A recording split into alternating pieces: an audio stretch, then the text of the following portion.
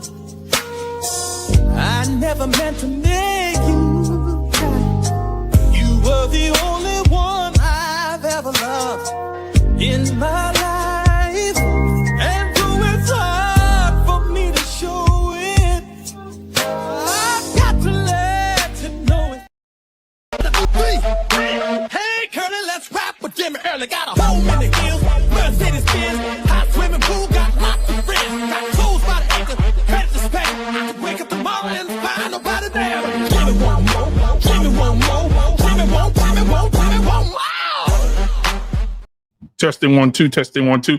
Good evening, everybody. Good evening. Welcome back to another episode of The Barbershop. It is Friday night. All men, I'm calling all men, get your ass in here.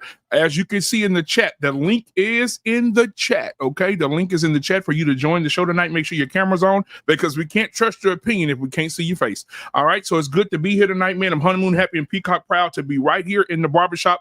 Any man that wants to come up, hit that link. Also, guys, if you want to support the channel, we hit 1 million, guys, 1 million views on this channel. It's a lot of hard work, and you guys want to show some appreciation?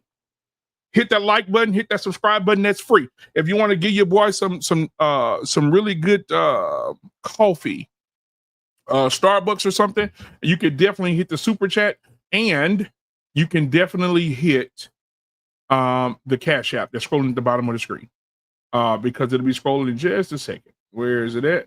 All right, there it is right there. All right, thank you guys so much for the support that you give the channel. I appreciate you guys so much. And if you're on Facebook right now watching this live, man, I'm so happy that you're here. Hit the like button, hit the subscribe button. Go ahead and put something in the chat so I can know that you're here. Let me know you're here so I can shout you out. All right. I appreciate you. Appreciate you so much. Appreciate you so much. All right. So we already got a super chat, man. Curtis, man, listen to you something about Curtis, man. Curtis he's not one of those people that say, I support you, and then he don't show you. Curtis Moore, man, 1999 super chat, bro. Right through the door, not even here 30 seconds. He says, showing my appreciation to the network. Where the Hulkster at? All right, he want the Hulkster. All right, man, I will definitely play the Hulkster for you right now. Give me just a second. Oh no, did somebody move? Oh no, there he is. So I'm about to get mad, Curtis, if somebody moved him. But thank you for the 1999 super chat, guys. You could do what Curtis is doing right now by supporting the channel. You can send a Cash App, because the Cash App is scrolling at the bottom of the screen. That's easier for some people. Or you could do a super chat, which Curtis just did for 1999, or any amount will be appreciated. But I do want to play this for him. He said, "Where's the Hulkster?" Here we go. All right, man. That was the Hulkster, man. I appreciate you guys. If you guys have any questions you want read, please go ahead and put the questions in the chat, and I will definitely answer those questions for you. Tonight, you see the title, Let Me, Allow Me. Woman, who you talking to? I think that we're living in a time where women have gotten above themselves. I make more money than a man. I can talk to a man like a man talks to a man. I got a better job. I could talk to a man like I talk to any other. I could talk to a man like I'm a man. And I believe that it's time for men. A lot of men have simply given up. Let's just be real. If we being real with each other, a lot of men just gave up. Say, listen, we're not doing this no more. I'm tired of it. Okay, whatever you say, whatever you want to do. That's what men have done. Men have said, fuck it. I'm tired. And I think that we need to get away from that. I'm tired. No, be a man. God called you to be a leader. God called you to be a man. And you need to start checking them immediately. When they say something to you, check them. Even if they got a bad mouth on them, you still put them in a place because God gave you authority to do so. If anybody disagrees with me, say something. If God put you in authority over something, if God may put you in authority over something, why are you afraid of it? Why are you scared to stand up to it? Why are you scared to say something? Say something. Don't allow a woman to just say anything to you, disrespect you. We've all been there. Hell, half of us grew up in a house and our moms emasculated us. Right? How many times have y'all romanticized the abuse of your mama? Oh man, I mean, my mama used to be surgical with the extension cord. I mean, my mama used to call me a bitch ass nigga. My mama used to call me out my name, call me, talk to me. Yes, that is terrible. That is terrible. That means your mama introduced you to what you accepting from the woman you married or dating. She taught you to embrace it because you embraced her when she did it to you. You love her. Oh, I love my mama. Oh Lord Jesus, I love my mama so much. Nope. Some of us, you're supposed to love your mom, but at the end of the day, you're supposed to hold her accountable as well because you're a man. God put you in authority over her too. When you get to a certain age, your daddy die or your daddy not in your life, you're in authority over your mother too. I got some videos I want to watch tonight. Yeah, I got some videos in here that we all going to sit here and watch, and we're going to react to. Okay. Because it's about to go down. I appreciate you guys for being here. If you're just getting in here, please hit the like button, hit the subscribe button as soon as you can. Let me know that you're there. Put something in the chat because it's about to go down tonight. Okay. You see the title of the show, Let Me, Allow Me, Woman, Who You Talking To? All right. So let's go ahead and jump in there. Again, if you just get in here, hit the like button, subscribe button if you want to donate to the channel like Curtis Moore did with the $20. I appreciate you, brother. You could do that with the super chat and or the Cash App scrolling at the bottom of your screen. Show me some love. Make sure you put in the subject who you are, and I would definitely shout you out. If you want to remain anonymous, you can just send it and says appreciate the show. All right, I appreciate you guys. All right, so I was watching Saint and Sinner. If you guys are not familiar with him, make sure you go and watch his channel. Shout out to Saint and Sinner Marquette for doing a great job of being a man. Being a man. Okay, we got another Cash App, man. I mean, a Cash App. We have another super chat. We have Big Ann in the building. He didn't say what he wanted to see. He may put it in the chat on what he wants to see for this super chat. But he says, BMU, what if your mama try to knuckle up on you? I think that mothers need to understand who try to fight their sons. I think moms need to understand that sons are not always going to be cubs. Those cubs grow up to be lions. Let me say that again. Mothers need to understand those cubs grow up to be lions. And so my mom would whoop me, but when I got 16, 17 and can throw a Volkswagen over the back of a house, why would my mom even test my resolve? You gonna put your hands on me, you're ineffective. When you swing a belt, it's ineffective. When you slap me upside the head, it's ineffective. There's nothing you can do. You can't match my power, and your strength can't cause any pain to me. You can give me your best shot. Hit me with your best shot, and it won't affect me at all. Yeah, it won't affect me at all. And just imagine some of these boys out here taking that abuse from their moms, and the son says, you know what, Mom, I'm tired. And just hit her with one of those Holy Ghost aisle 5 at Walmart punches and just put her down. Because imagine a big old 6 foot tall boy, 225 pound mama slapping him up in the mouth, punching him upside the head. What's she expect him to do? And I think that the title tonight, Let Me Allow Me, is coming from Sinner and Saint. So guys, you make sure you check out his page, his channel. Amazing content creator. But he really spoke on to these women. Women were calling into the show, and he was checking their ass left and right. And I loved every bit of it. I loved every bit of it. All right. I want to say shout out to Latinka Johnson. Thank you for being on the show tonight. Being here and supporting the channel. Also, Ted Mitchell from Facebook. Thank you guys. Continue to watch it, to hit share, and get other people in here and get them involved in the show tonight. All right, so let's get to the nitty gritty here. I want to start the first video. And remember, fellas, if y'all want to come up, you're absolutely welcome to do so. The link is tagged at the top of the chat. Okay.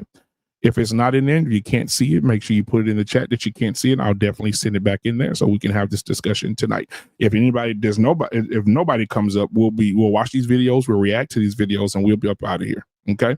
We'll go strong and not long. All right. Again, thank you guys for watching tonight. I really, really, really, really appreciate you guys very much for being here.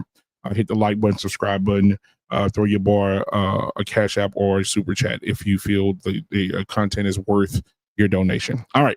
So the first video I want to watch from Saint and Sinner YouTube channel is this one. Let me pull it up. Hold on a second. All right, here we go. Broad on the internet say, if my man tell me to delete my social media, I'm gonna delete him. You dumb broad, you would trade in a good man for an Instagram following from an Instagram account. You are dirt and you are for the streets. You are utter trash. And that I have to preach against. I will speak against. I will act against. And I might be the last one. I might be the last of the Mohicans, but we will bring an iron. All right, hold on. Let me finish it. Hold on a second. To that filthy thinking, and I promise you that when we reign, the world will be upright and righteous. The women will cover themselves up. The men will respect them and regard them because they have value. The children will behave and they will achieve, and you will see a revolution in the black peoples and all other peoples who follow this system.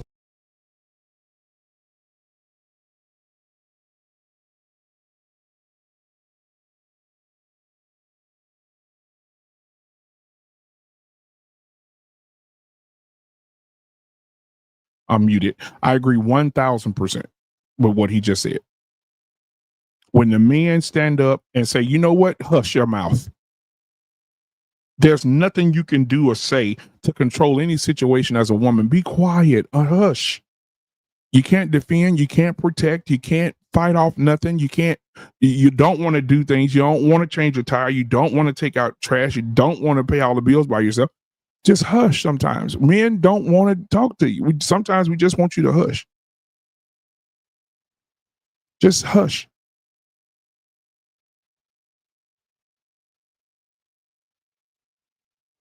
Okay. All right. So again, tell me what you guys think. in the chat. I'm gonna play it one more time. If you're just getting here, hit the like button, hit the subscribe button. Thank you for being here tonight. But I'm gonna play it one more time for you guys. Here we go.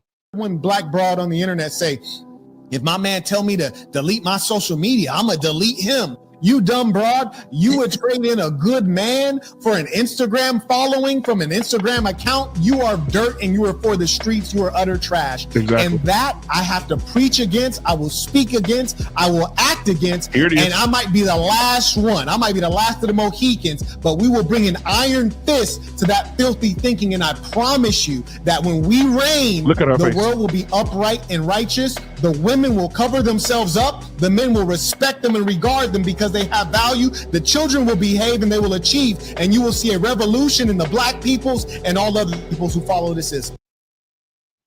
Man, he cooking with good, absolute good grease. He's cooking with absolute good grease. I appreciate Saint for that. He's absolutely right. When men take back their balls and start telling what it is that they want, what they want to see, the community will be better. And stop being afraid of a woman who's a $115 or a woman who could be a 275. Jesus. Don't be scared. You're a man. And the next time, I'm telling you this right now, the next time I'm around any family member, friend, or foe, I really have a lot of friends, but if I'm around somebody and I hear a man, one more man say, happy wife, happy life, I'm going to slap him in his mouth. There's no such thing. You will age 20 years trying to make a woman happy and you ain't getting nothing out of it. Men need reciprocation. Men need their ego stroked daily. If your man can't put up a fence, but he trying, your ass need to be out there with a cup of lemonade saying, baby, this is the best fence man I've ever seen in my life. It is your responsibility to make sure your man feels like a man. We got R-Pain in the building tonight. I don't know if he's coming up tonight or not. R-Pain says $5. He says, Saint is on point. Yes, indeed. Yes, he is. Yes, he is. I appreciate you, man. I appreciate you, R-Pain, for coming up here, for giving a super chat, man. I appreciate it. Thank you for the super chat. Here you go.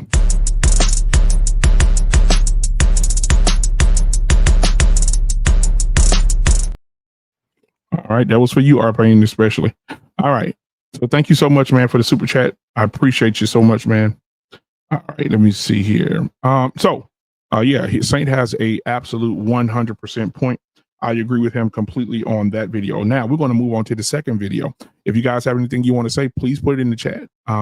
Here's the second video. You a leader all the time. It's like, are you trying to convince yourself that you're a leader? You talking to a real boss, you hear me? You talking to one of them ones, and you acting like you talking to one of them regular off the street. It's crazy how y'all sit up here and talk to somebody who has great education, excellent professional experience, ran corporations across the country, did significant philanthropic work that I was awarded for, but you want to sit here and still won't submit. If she don't want to play her position, it's not because you're not a leader, it's because she is not a follower. The reason that you never find the man who's a good leader is because you don't know what a leader is, and you're looking for some fantasy of a man who's masculine, but he lets you run over him. You're looking for a fantasy of a man who will let you run his mouth, but somehow he's also the big dog at the same time. Impossible.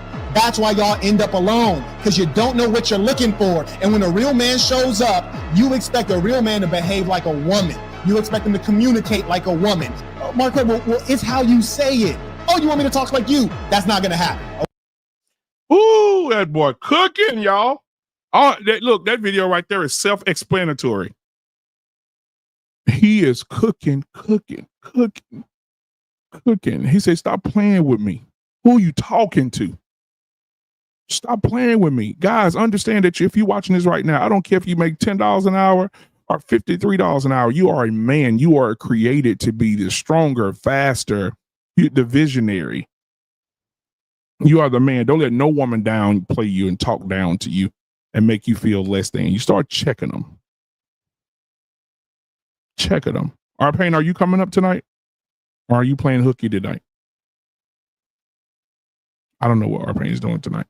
But yeah, so I think that the way that he checked her is amazing. She started out with an attitude. What did she say? You a lead.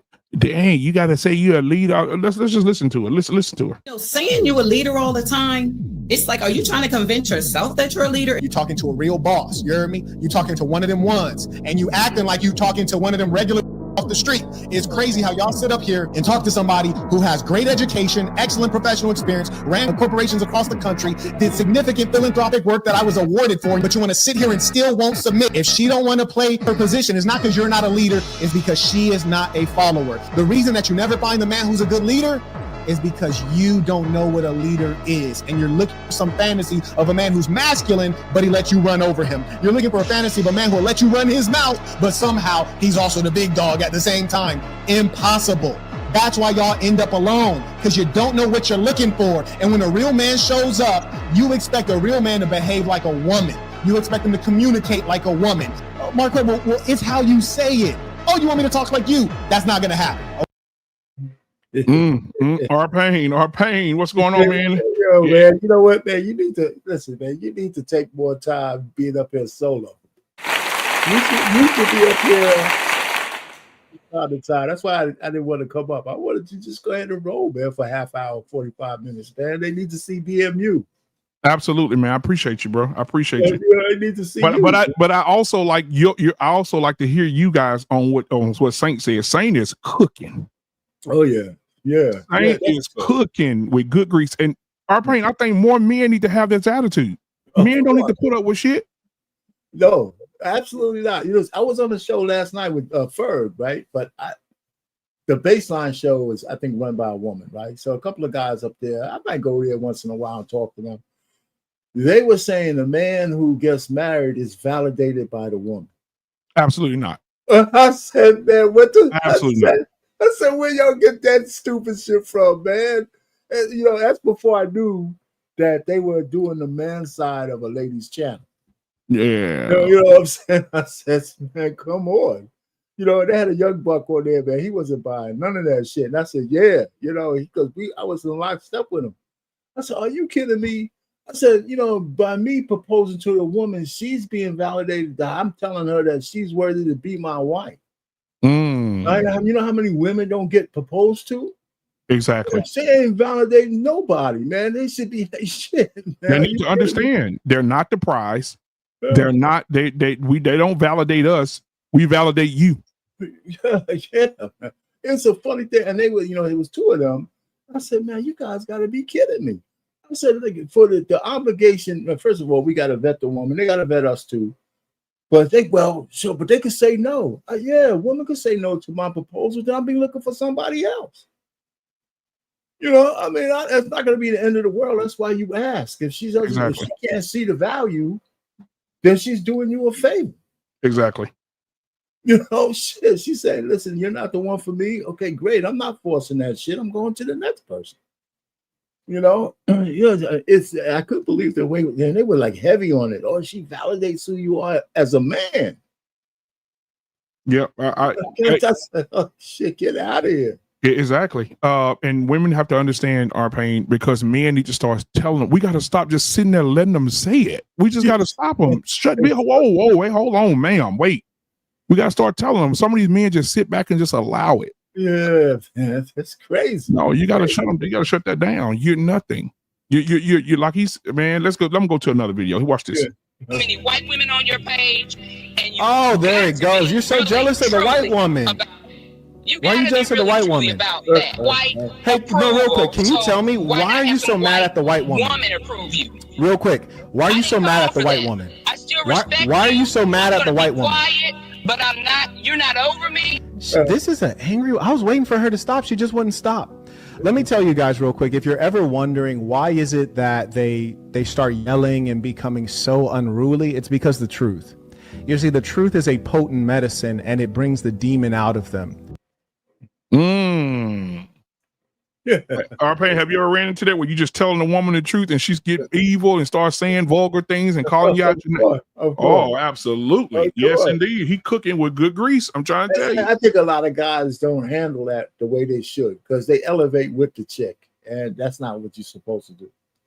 Exactly. You know, because once you elevate it, you know, then now you're playing her game, right? Because from what I understand, I believe this, that when you argue certain things with a woman, and you're being objective and you're being direct, she wants to take it from there and put it into the land of subjectivity.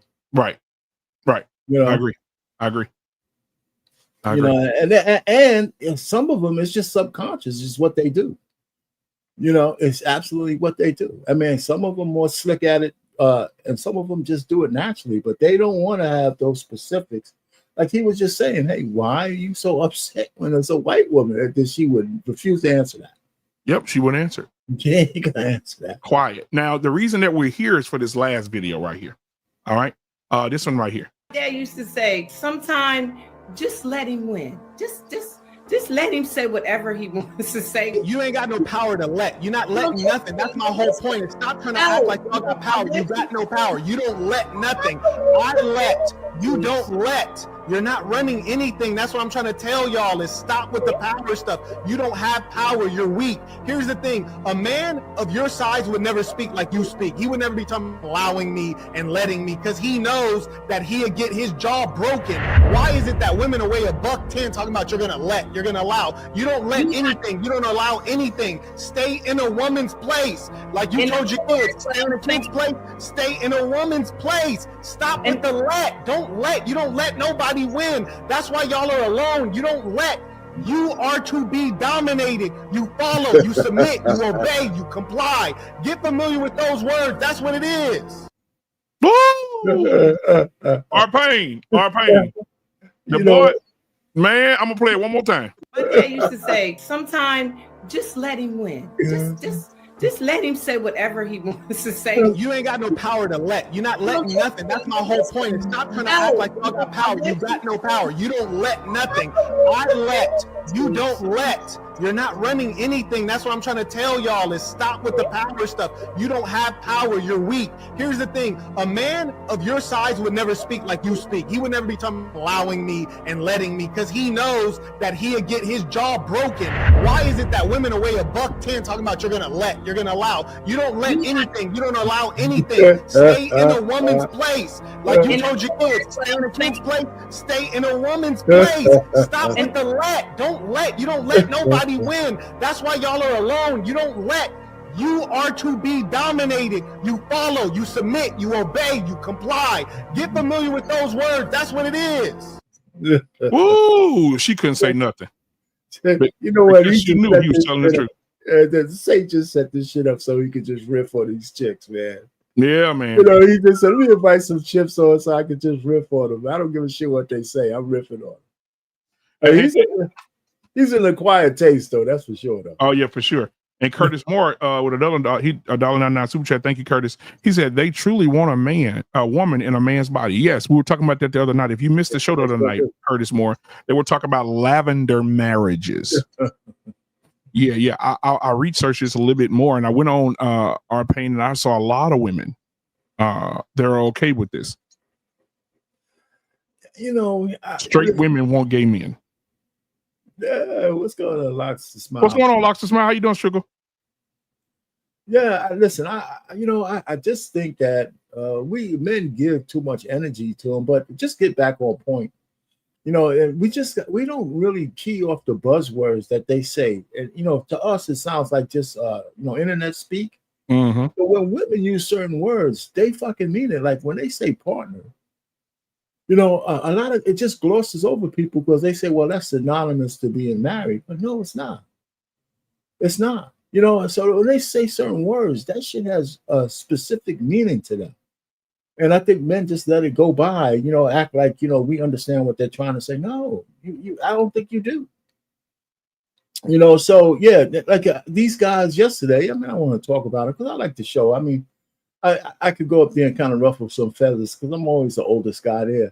I mean, one of the guys says, well, you know, when a woman lets you lead, right? So what the fuck are you talking about? Yeah. What are you talking about? You know, let you lead, man. When you get in a relationship, if you ain't assuming the leadership, then what you doing? Exactly.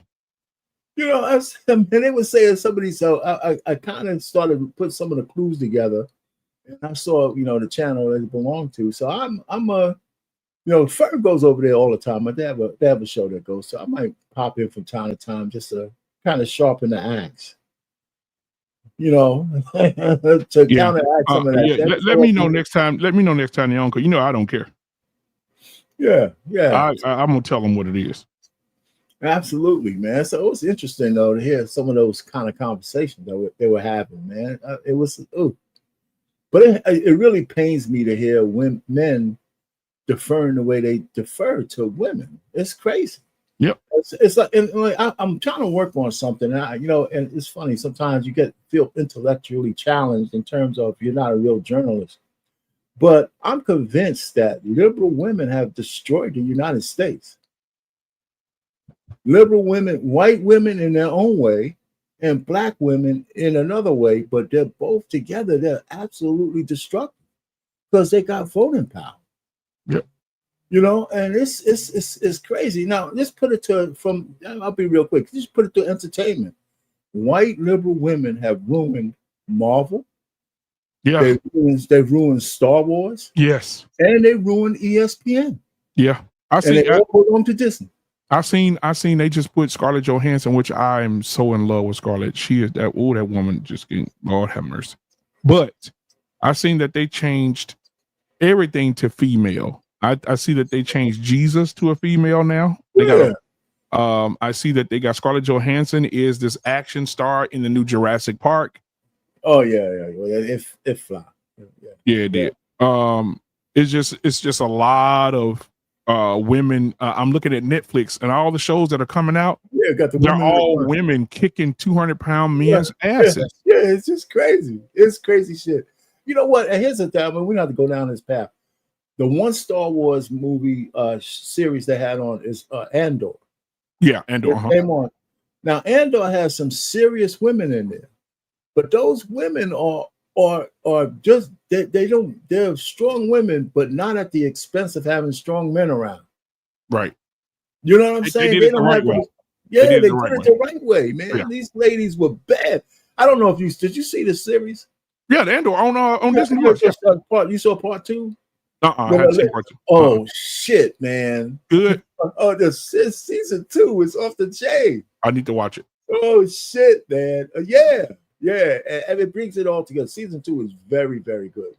Yeah, I've seen the action movie with Jennifer Lopez. A man beat her almost to death, and she had enough power to overpower him. Shoot him from 300 yards out in the head. Just It's crazy. Yeah, it's just crazy shit, man. And so they destroyed movies, and now they're saying because they thought everybody thinks the Gen Z men they're all gay. It's not true. They are rejecting a lot of these things because they want to see. It's not. I think it's hype to say these men don't want to see men in lead roles. These action movies are supposed to be for men. Arnold Schwarzenegger, Jean-Claude Van Damme, Steven Seagal.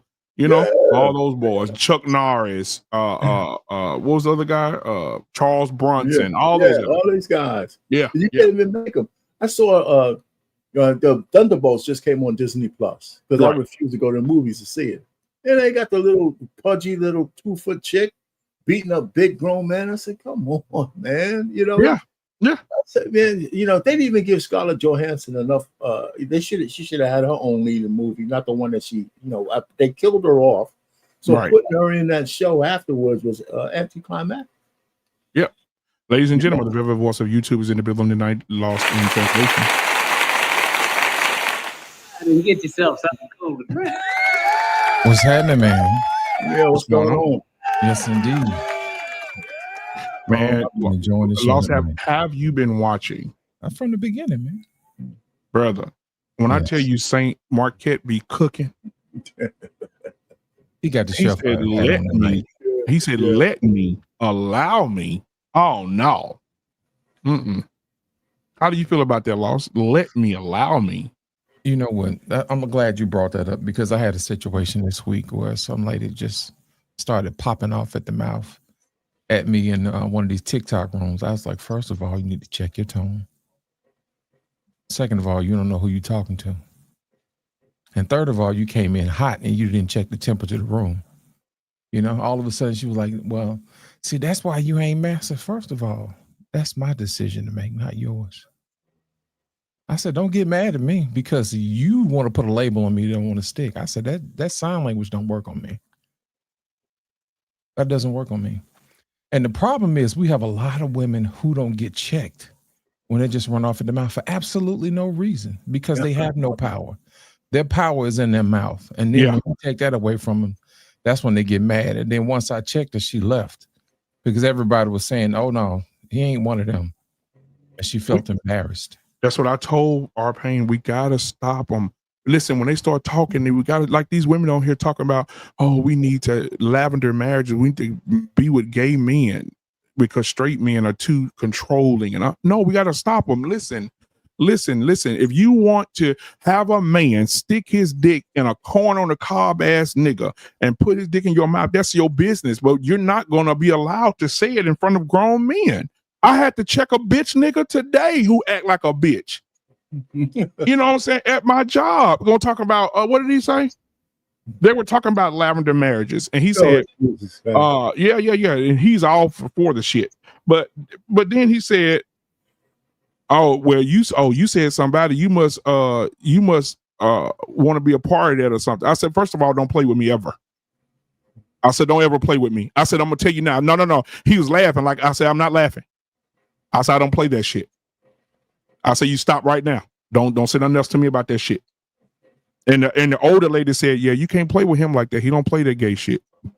You better tell him before I slap the fuck out of him and lose my job. I don't play that shit at all. Zero.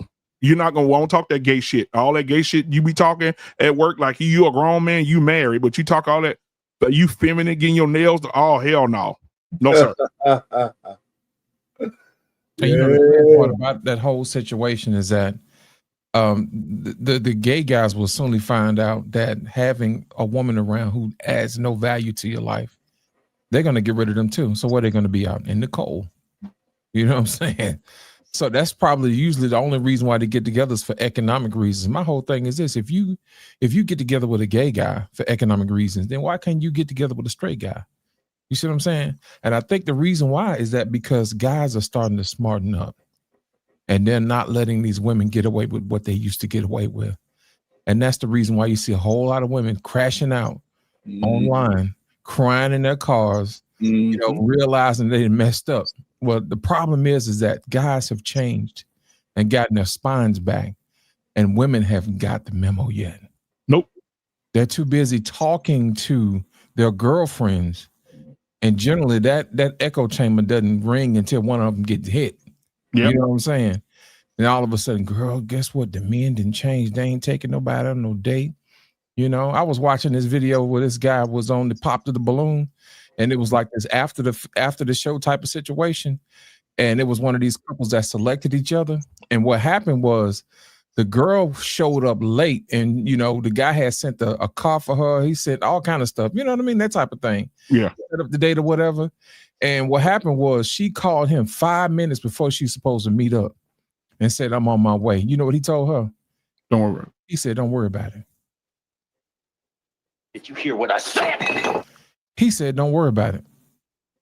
You know why? Because he drew a line in the sand. He's like, look, I got boundaries. And I think a lot of guys are going to have to start doing it because any other guy would have been like, oh, it's okay. You get him. No, he was like, I own 3 businesses. You know, I take care of my business. You know what I mean? That type of thing. There's no way. You know, and I don't care what you look like. You got to get cut off. You got to get cut off. And that's how it is. Yep. What's going on, Brooklyn, Berlin, man? How you doing tonight, bro? How you guys doing? Great conversation. And just wanted to make a few points later on, but I can do it now or once you guys finish. Oh, no. You good? You good, Lost? I'm good. I'm done. Okay, go ahead, bro. Go ahead, man. I think we got to look at the trajectory, you know. It's in our nature to buck up when women are disrespectful, but we have to understand that the machine is destroying men for doing that. So it's forcing men to, in a way, censor themselves because that whole mentality, like, woman, who are you talking to? Just that right there will get you all sorts of penalties. So I was having this conversation with my ex about our son. And she was saying to him, like, if the little girl hits you, you can hit her back. I was like, we can't raise him that way anymore because he has to deal with some of these penalties as an adult. So we shouldn't be programming him at this age, at 6 years old, to if a little girl hits you, you have the right to hit her back. We have to program him now for the future so he doesn't get triggered as an adult when, some woman does hit him and then he all of a sudden reverts to his childhood and hits her back.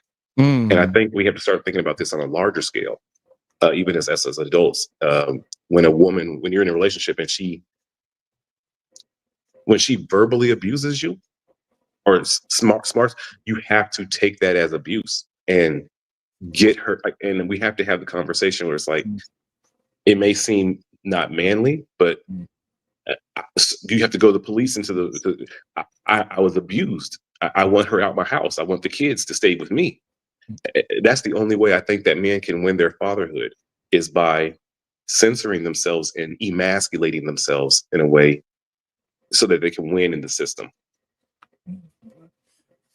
Yeah, I wouldn't use the word emasculate. I would say I wouldn't use that word at all. But I hear what you're saying. But it's not an emasculation to stand up for your rights. For example, if you have an abusive woman, and physically, especially, and you're in a relationship, calling the cops on her ass is not emasculation.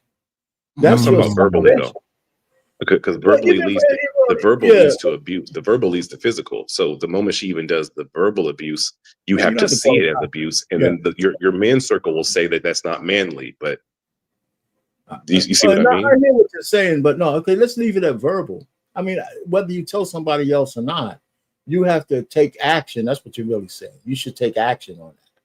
Whatever that action is might be different from man to man, but you should absolutely take action. And what I'm saying, taking that action, no matter how other people might see it, I don't think it's emasculation. I think it's salvation. I think that's what we need to do. We need to take action when women are out of line. And it doesn't have to be physical. What sort of actions? Well, it's going to vary from man to man. So if she's verbally abusive, and there's no way out of it, you have a decision to make, right? Are you going to stay in that relationship, or are you going to move on? Now, if kids are involved, you got to take that into consideration. So now the court's got to be involved, right? So it depends on how you elevate it. You couldn't just leave and take the kids, right? That's a different thing. You can if you do it the right way. So what do you mean by the right way?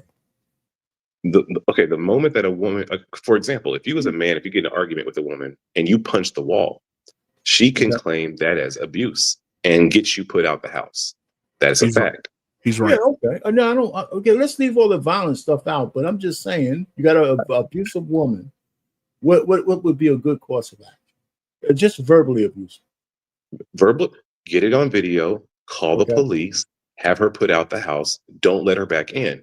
And your family might get upset. Her family might get upset. The Black community around you might get upset and saying, "What's wrong with you?" But all you're doing is locking in your fatherhood. All right, so maybe I don't know the law. You can actually get somebody put out of their house for verbal abuse. Absolutely. Yes. Okay. I didn't know that. Fine.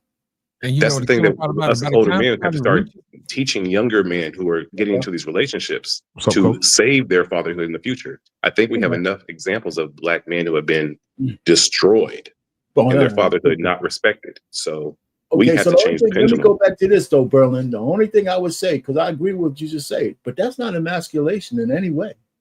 That's emancipation, right? That a man going against the grain like that is not an emasculating thing. I think that's emancipation. I think that's different. What will society say about it? Well, who gives a shit about society? If you're doing the right thing, who gives a shit about your neighborhood, your neighbor next door saying some bullshit? They don't. You might get jumped. You might. Okay. No, I hear you, but okay, I understand that, but would you advise, because of what the outside people might do to you, not to take action? Of course not, but I'm saying that. Okay, go ahead. No, I'm done. But I hear what you're saying. But you that's part of the bullets you have to take. If you're doing the right thing, you're going to take bullets from time to time. And I don't think that many men are taking the role of verbal abuse, taking it as abuse, and dumping in our culture. What we were told by our uncles was, when a woman's being verbally abusive, man, you transfer that and you put it down and you give her some great sex. But that's not the way it's going anymore. And we have to, is that not what your uncles told you? That was when it was good back in the day, but now it's basically worthless. It ain't worth putting up with no more, man. Like, for real. You can take that funky stuff on somewhere else. You know what I mean? Exactly, especially when your kids are involved. If you have kids with a woman and she's being verbally abusive, she's poking you to try to make you make a mistake where you get triggered. She might even be slightly slapping you and women say it doesn't hurt. What she's doing is trying to make you make a reaction that ruins your fatherhood. And us as men, we have to start taking that seriously. I agree with you. I agree with that. Coach Ferg in the building, man. What's going on with What's you? up, Coach Ferg? How y'all doing, man? How y'all doing, man? Yeah. What's happening, Coach Ferg? Hey, man, why you leaving with those guys last night, man? You fucking Coach You good, Ferg, man? I need you to come over and get them together, man. Coach Ferg, did you get a chance to see any of the videos? Yeah, I didn't see it all, but I did see the guy going back and forth with the woman and saying, you know, how he would, you know, what a man do is. Let's play him again, man. No, I mean, he can play. Let him win. Just let him say whatever he wants to say. You ain't got no power to let. You're not letting nothing. That's my whole point. And stop trying to act like y'all got power. You got no power. You don't let nothing. I let. You don't let. You're not running anything. That's what I'm trying to tell y'all is stop with the power stuff. You don't have power. You're weak. Here's the thing. A man of your size would never speak like you speak. He would never be talking allowing me and letting me because he knows that he'd get his jaw broken. Why is it that women weigh $110 talking about you're going to let, you're going to allow? You don't let anything. You don't allow anything. Stay in a woman's place. Like you told your kids, stay in a kid's place. Stay in a woman's place. Stop with the let. Don't let. You don't let nobody win. That's why y'all are alone. You don't let. You are to be dominated. You follow, you submit, you obey, you comply. Get familiar with those words. That's what it is. Many white women on your page, and you there it goes. You're so jealous of the white woman. Why are you jealous of the white woman? About that. White hey, no, real quick. Can you tell me why are you so mad at the white woman? Woman approve you. Real quick. Why are you so mad at the white woman? I still respect why are you so mad at the white woman? Quiet, but I'm not. You're not over me. This is an angry. I was waiting for her to stop. She just wouldn't stop. Let me tell you guys real quick. If you're ever wondering why is it that they start yelling and becoming so unruly, it's because the truth. You see, the truth is a potent medicine, and it brings the demon out of them.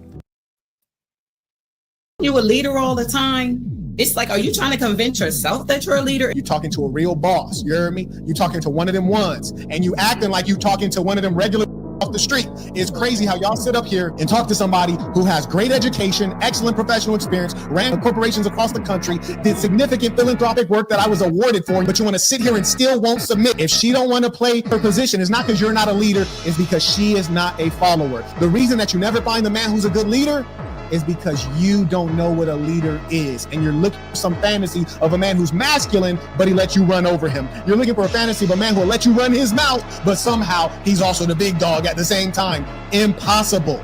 That's why y'all end up alone, because you don't know what you're looking for. And when a real man shows up, you expect a real man to behave like a woman. You expect him to communicate like a woman. Mark, well, it's how you say it. Oh, you want me to talk like you? That's not gonna happen. Broad on the internet say, if my man tell me to delete my social media, I'm gonna delete him. You dumb broad, you would trade in a good man for an Instagram following from an Instagram account. You are dirt and you are for the streets. You are utter trash. And that I have to preach against. I will speak against. I will act against. And I might be the last one. I might be the last of the Mohicans, but we will bring an iron fist to that filthy thinking. And I promise you that when we reign, the world will be upright and righteous. The women will cover themselves up. The men will respect them and regard them because they have value. The children will behave and they will achieve. And you will see a revolution in the black peoples and all other peoples who follow the system.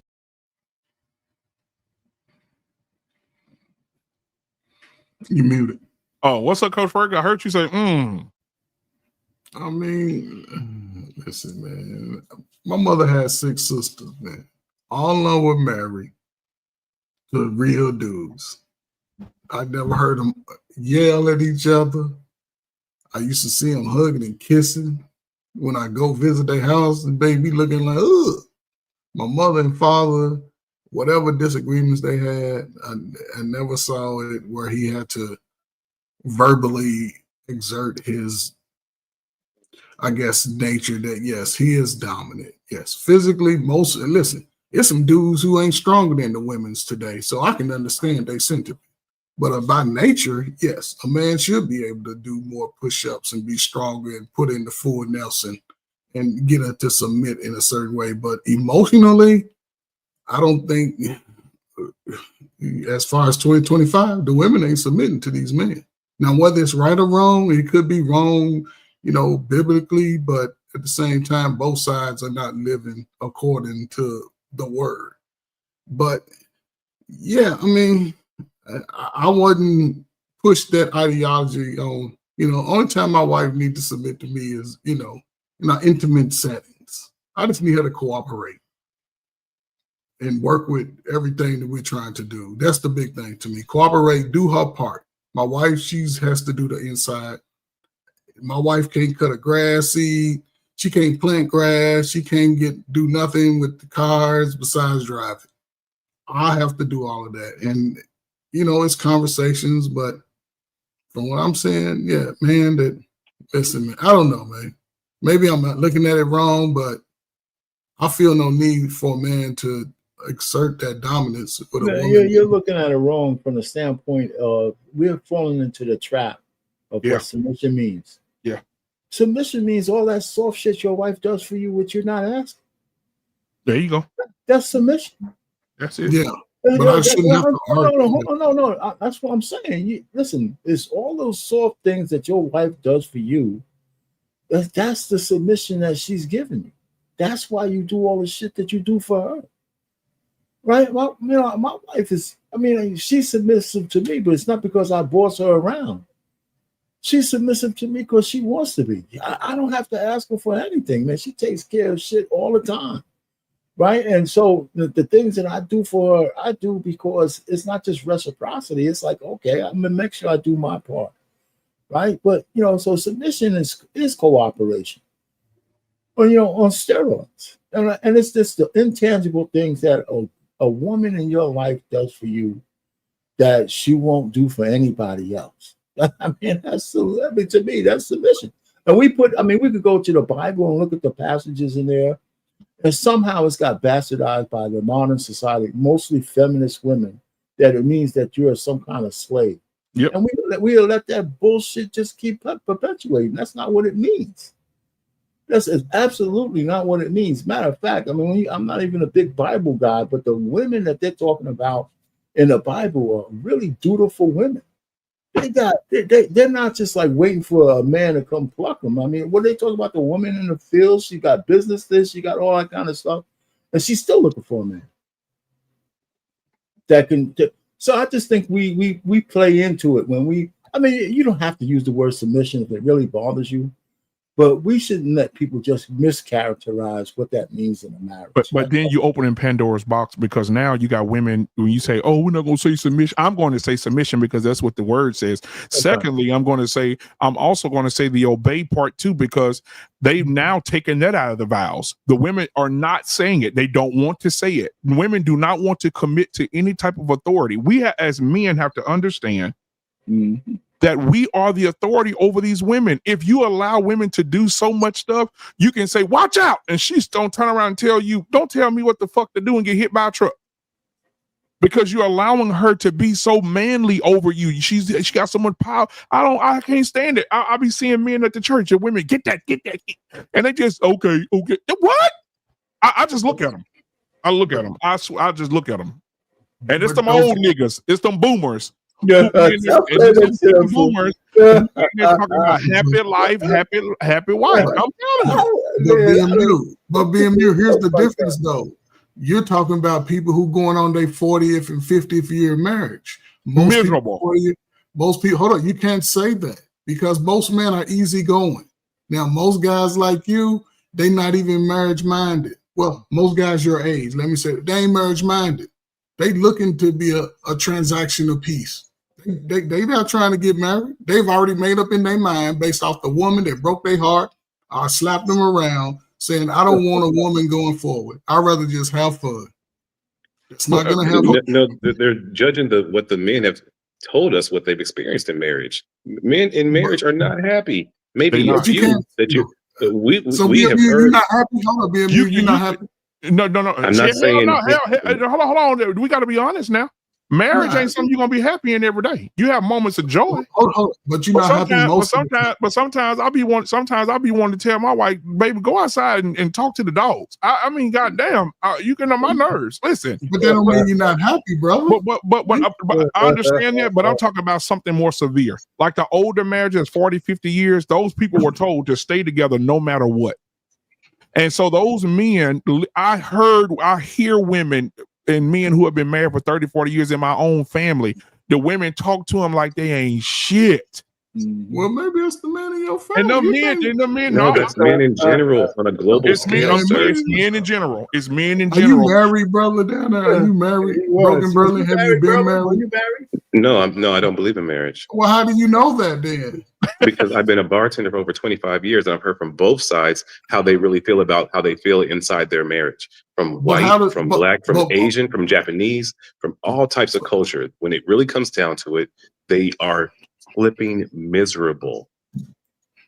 So if you know a few people who aren't, then you found a few diamonds in the gym. In most cases, on a global scale, most men are not happy in marriage. In fact, I'll give this proposal.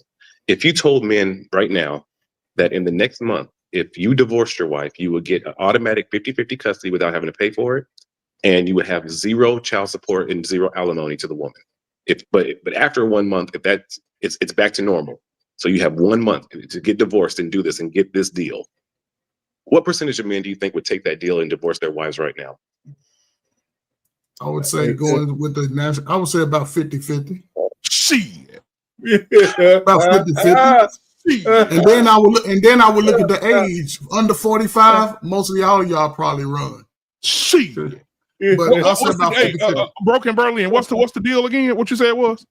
The deal is you got 1 month to get a divorce. If you get 50-50 custody without having to pay for it, she gets zero child support and zero alimony. Yeah, new stuff, man. Boy, the divorce attorney's office and the courtrooms will be filled to capacity. And it goes back to normal after 1 month. You only got 1 month to do this deal. Oh, you let Donald Trump come on TV and say, we're working on a deal, okay? Men don't have to pay any child support, 50-50, okay? You don't have to pay anything, no alimony, no child support, nothing, okay? All you got to do is do it in 30 days. 30 days. Shit.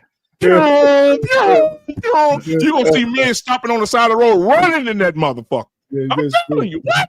They'll be in their car with their wife and hit the brakes and just turn around to the. Come on, man. I heard a woman say this. I heard, what's her name? Crimson Cure said this. Yes. She said most men who are married are miserable, and she said, and she also said the only reason that those men stick around is because they know they got to start over financially. They're going to destroy them financially. They're going to put them in debt. And so most men don't want to deal with the debt and the financial struggle and losing everything, and they just stick around and be miserable. Especially losing the relationship with their children. That's the one thing we also forget. Hey, there you go. Most dudes over 40 would probably think that way, but younger dudes, they don't give a damn because they ain't married. I ain't gonna say the 20-year-old. After you spend 20 years, you and get your kids off to college. Yeah, I can see that could be heartbreaking. Like, damn, I done built this. Yeah. But that ain't most people. It ain't most relationships. It's people you who really think that's the minority, sir? I'm thinking, this is what's funny. Listen, marriage is not for every man because some men tell on themselves to me about the type of man they are because it takes discipline to be married. That's what it takes. It takes discipline. But it's amazing how men, and I'm not saying you, brother, who never really experienced that and are that type of man, like the way these guys would handle their relationships, I may be totally different, right? And I may, and that's what I'm saying. So, but I have to take it off how I handle myself as a man. And I believe when these guys stand up amongst other men, they wise see them as those men they need to be, not about how they really viewing women and how they responding to women. Wives don't stick around with husbands every time you look up. He's all in the woman's face. No, he has to be able to stand up and prove that he's a man amongst men. And to me, I expect my wife to love me for the man that I am based off who I am and not what I provide. But part of me is providing, protecting. That's just part of me. But I expect my wife to do the same. And you have to have these conversations. People just look at the physical. I'm just saying, listen, brother, and I'll be facetious when I say some stuff. Find your sister, your complexion are darker, and you'll be all right. Don't go for the light skin, too bright skins, and they the ones that y'all going crazy. Find your common melanated sister with that like the jokes you tell and all of that, and you'll be fine. I'll be fine. Yes. Really? Yes. So wait, let's break this down. So if I find a woman like that, she will never child alienate me if the things go bad. If I make a mistake, you throwing your hands up like you have a solution. So I'm asking for your solution. 50-50. You're saying that if I get a woman who's my complexion, then I'll be okay. Listen, I'm just being funny with that. But again, well, it's not a funny conversation, sir. I want a real solution. But what I'm saying is who you are as a person, man. It's who you are as a person. No, it's about the system that it's about the system that you're in. And it's are you talking about the system or are you talking about the person? It doesn't matter. Women are going to be women. I think you need to go ahead and have children in the system that protects you the most. It doesn't matter what she is. Most men on a global scale are not going to grow old with the woman they have children with. That's just a fact. So in reality, you need to go ahead and probably let me insert something real quick. I'm right in the middle on this, right? We got to stop bitch niggas from talking too. And let me give you an example. I was at a conference. This is why I don't go to church conferences no more. I was at a conference where they had a marriage conference. I'd never go to another one. And the pastor was sitting there, and the man said, they had breakout groups, and the men all got together, and the women all got together. And the man said to him, man, listen, I'm faithful to my wife. I love her. I love my wife. He said, but my wife and I have not had sex in 7 months. And it's been on and off like that since we had our last son. The pastor looked at this man and said, and you complaining that your wife not having sex with you and she gave you a child? Don't you know she have hormone issues after a baby? Don't you know her body go through changes? And you complaining that you not getting none? Why you can't respect your wife? I'm just looking at this nigga like, are you fucking? I never said that shit to me. I'm gonna show your ass. But he kept talking about this shit. He was like, you don't tell your wife. He just going in on him. You don't disrespect your wife's body like that and all this. And I'm looking like, what? And he said, and then the pastor come back. The other dude came back and told the pastor. He said, what? But my son, 13.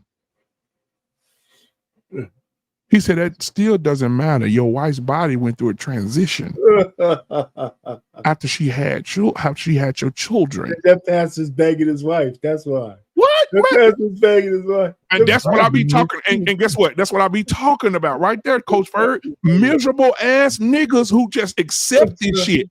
No man should go work all day, come home with a hard dick, and ain't got nowhere to put it. I don't give a god. If you're married, that pussy should be like 7-Eleven, open every day, at any hour, anytime. The slushy should be ready. The machine should be on. There ain't no reason a man should have a hard dick and ain't got nowhere to put it. This is what I'm talking about. Miserable. It's a shame. If you went did a sex radar on some of these husbands, and you covered it over their head, and say, motherfucker ain't getting no ass. They not getting no sex or nothing, but they got to come in and pay the bills and take care of that. Oh, hell no. Come on, man. So with the reputation that most men, listen, most brothers who are functional and ability to get some cake, they not walking around here just holding that shit in. They're not doing it. Most brothers are. You talking about in marriage, or you talking about as a single man?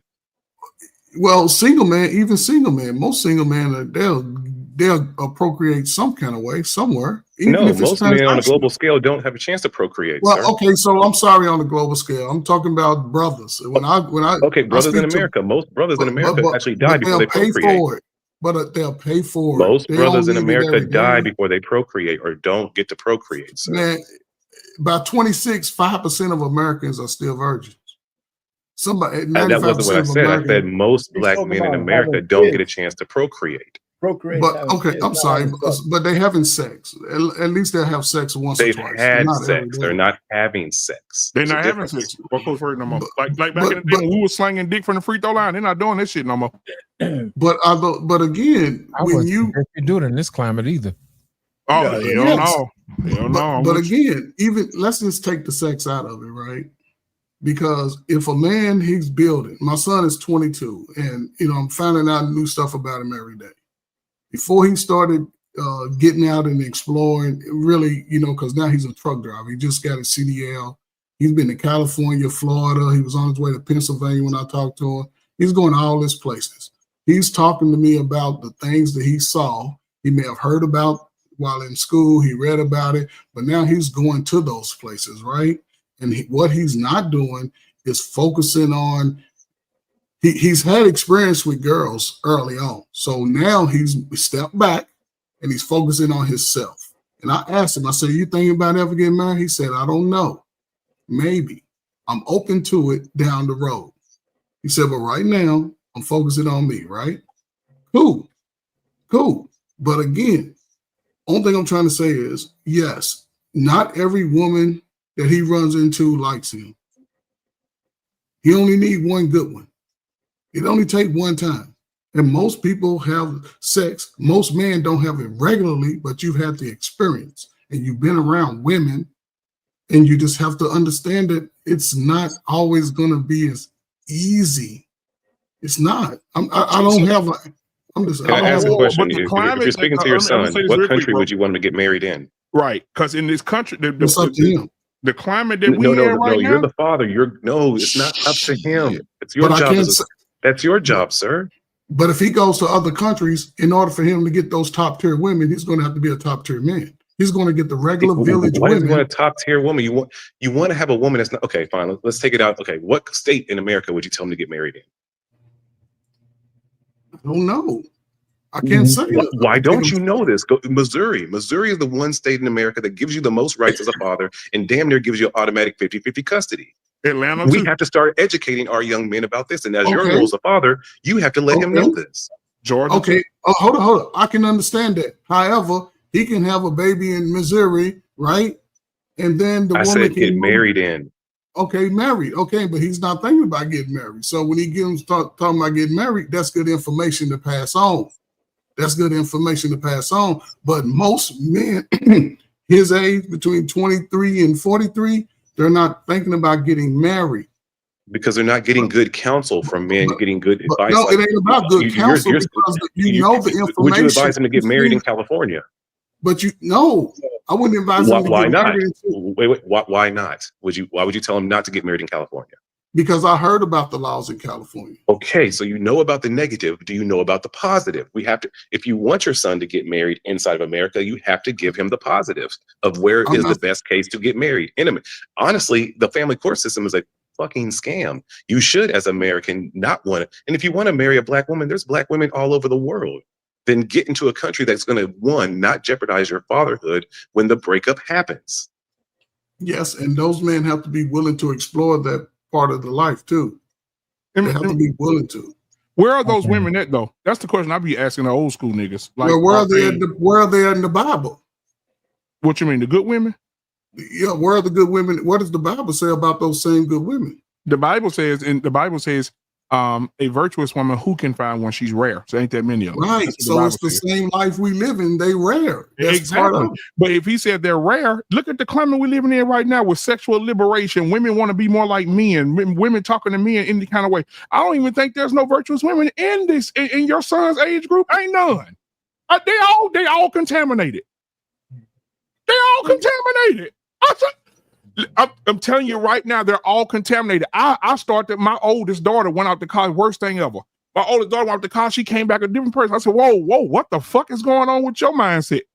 I need you to fix that shit. What the fuck you thinking? You'd have been around the wrong people. That's what I told you. You'd have been around the wrong motherfucking people. What you talking about? Talking about women need to have their own rights. I said, what? I said, you're not my child. You need to go back out the door and come back in here. We don't do that feminist shit here. Get the shit. I don't know what that is. You talking about? What you talking about? I need to have my own way of thinking. Bullshit. Don't come and bring that feminist shit here. No. Do you think most fathers are teaching their daughters that? No. But hell, I taught mine that she came back different. Because they don't have the power to. Their wives check that shit. Oh, they do. Most fathers They in the do. house can't They actually do. father the way they want to I father ain't because putting the up wife with it. is I ain't micromanaging. putting up with it, but they do. I ain't putting up with it. Ever. But, man, let me be honest. You know what the problem is? The problem is that men don't know that they're in the machine. They seem to think that they know everything there is to know. But I assure you, 99% of men don't know that they're in the machine. They don't know what they're up against. And they sit up here and they think that if I just provide, it's enough. It is not. You have to develop yourself as a man using wisdom. Anytime you run across anybody who slights you in the slightest, cut them off. Don't deal with them, because if whatever weed you don't pull up, it's going to grow and it's going to sprout again at the wrong time. Yeah. So my thing is you're going to have to be decisive as a man. You got to know when to cut something off and when to let it go. But my thing is this: most men have no idea what system they're in. As a matter of fact, Thursday, when I do my show, I got a clip in the chamber right now that I've been working on since yesterday. And I'm not gonna play it tonight. I'm gonna play it Thursday because I want you guys to tune in. And it's gonna have all this information on how men are actually programmed to be obedient and women are programmed to be good. And it shows you the difference between why men don't see the trap coming and how they get manipulated into being docile, becoming mules for their wives. And then they give up who they are as a person, as a man. They have no ambition. After that, it's just a slow draining process.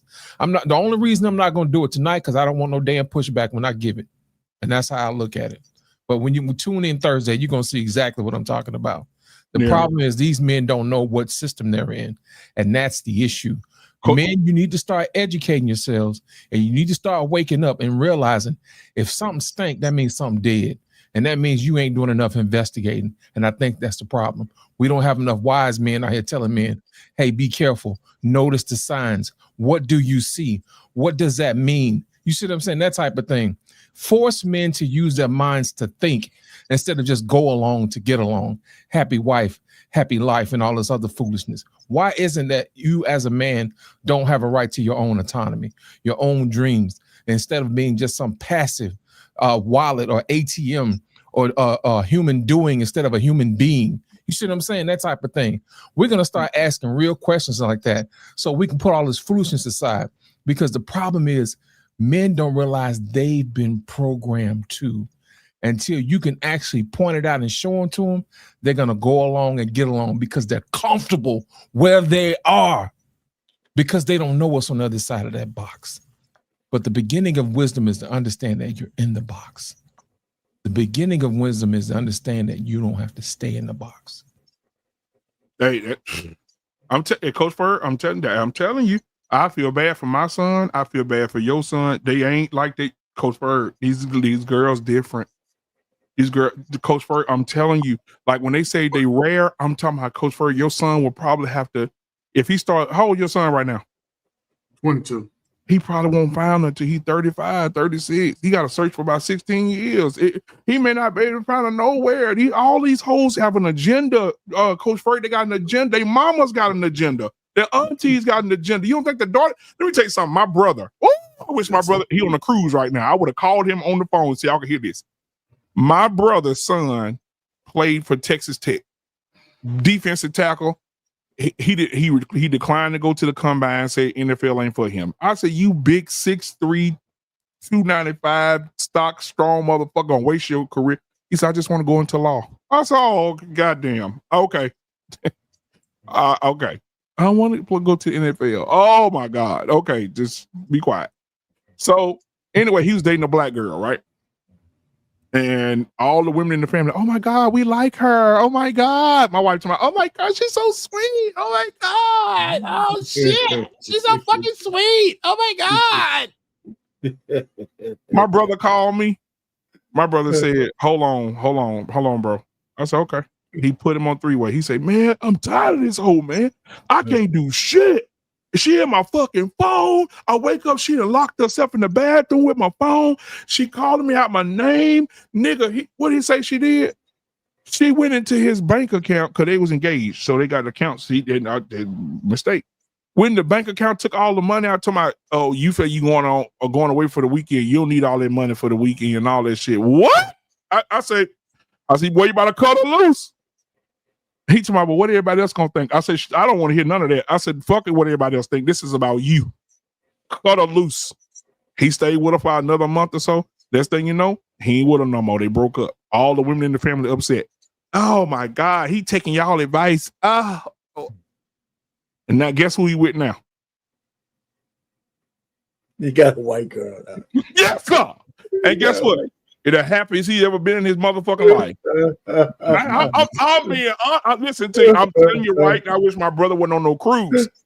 He's the happiest he's ever been in his life. He said this girl don't get on his nerves. She ain't questioning him about everything. She ain't going in the bathroom, locking herself in with his phone. She respects him. He already met her parents. She done met my brother and his wife. The girl is very, very, he said, he said, the reason I like her so much is because she does everything I want her to do, and I never, ever ask for it.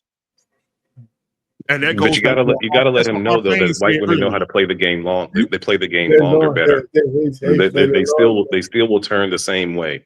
When white women get angry, they use the system better than black women. Black women flip off on the first round. I would agree. White women know how to play the Game of Thrones and get what they want to get and then flip. So again, it's not about the white women are better, the black. It's the system. Whatever system gives women the incentive in the divorce and all these benefits, they're going to cash out. That's why, unfortunately, the best systems are those Muslim countries, because the women there, if they decide to divorce, first the kids go with the men, which is the way it's supposed to be, and secondly, their society shuns them for having a divorce. In a very strange way, the Muslim countries actually have more Christian marriages than in America, because they have a support system that upholds the marriage. The family structures on both sides will hold the women and the men accountable to maintain the marriage. And if the breakup even does somehow happen, then both sides of the family then ignore the partners and all pour into the children. And it's almost like the parents are shunned away from the family for doing this. That's very Christian when you actually understand what the Bible is. And again, I'm not a Christian, but I read it. That's more Christian than what we're doing in America. Ooh. Coach Ferg, I know we didn't do it, man. Coach Ferg, you all right? Coach Ferg, you on his head, man. Man, listen, man. Okay, so apparently, from what I'm hearing is black. I don't know. Maybe I'm wrong, man. Black men, y'all might not find your wife going forward in your life. Some black men may not find a wife going forward in their life, right? And I agree. You said 30 for 35. I think that would be a good age for him, because he's focusing on himself. Right, but that's the mistake we making, Coach Ferg. You just said it. He focusing on himself. Now, what happens if he build himself up to 35? He get married or find a woman, and everything he built into 35, she take it from him. Well, if he's listening to me, then hopefully he would find a woman that has our pain in her life already. He connects with, he bypasses the big booty and a smile, and at least has some discernment about it. And say, hey, let me find a woman who at least has a father who speaks, at least that is accountable in their lives, at least, because other than that, you're going to roll the dice 50-50 anyway. I just have why not just have her get married to a black woman in Philippines? Again, hold on. Before we go there, let me just say this. I have umbrage with we telling somebody what the right age to get married. I think earlier is always better when the man's ready. When the man's ready, that's not 35 is a goddamn number. He might not be ready then, he might be. But I'm thinking if you have a woman that you want to be with, you got to have time to mold her and shit. Y'all got to go through some shit, man. And the younger, the better. Because I just think that if you get married younger, I'm not saying 22, it could be 26, 27. Whatever your possessions are probably at the beginning of when you're starting to collect shit. And in the first 2 years, maybe I'll say hold off on having kids for a few years. Mr. Bennett talks about that. And if you'll break up, the breakup is not as dramatic. But when you're older, even men start to get set in their ways. And if a woman's older, she's goddamn certainly set in her ways. It's just hard to meld together, man. You gotta build together young and go through some shit. And if you're guided with the right principles, you can make it through some hurdles. And these hurdles we keep talking about, what's the real hurdles for a woman or a man? Really, either having sex with people on the outside or listening to assholes. The rest of that, if two people get together, right? The world is the world, and you get educated. It's up to you to let the shit in or keep it out, right? I mean, you can't keep absorbing the negative shit and expect it not to happen, not to hold you, right? Not to impact you. Like me and my wife, man, nobody got into our fucking business, man. It wasn't just me saying it. She didn't let it happen. I didn't let it happen. We didn't have nobody telling us how to be married and you should do this and you should do that. We took care of our own kids. We did all that kind of shit, man.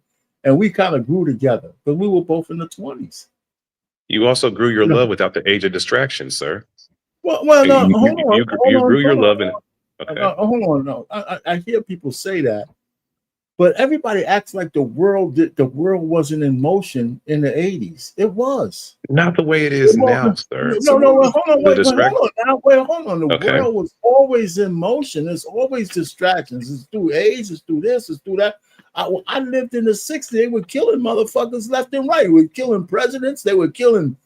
I mean, yeah. So women wanted to get married in the 60s because they actually needed a real protection. It was a different.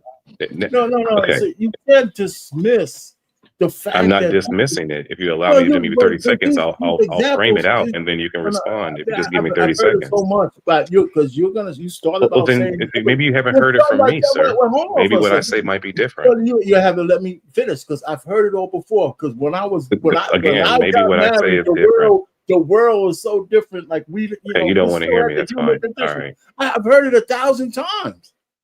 Again, you haven't heard it from me, sir. Maybe what I say might be different. I'll listen to you after I finish my little diatribe. And I'm not going to say nothing when you speak. No, your point should be fluid. You should be able to pivot, and it's the art of conversation, sir. No. Well, you didn't let me finish getting my point out because you started with it was a different time. Well, I'm challenging your point.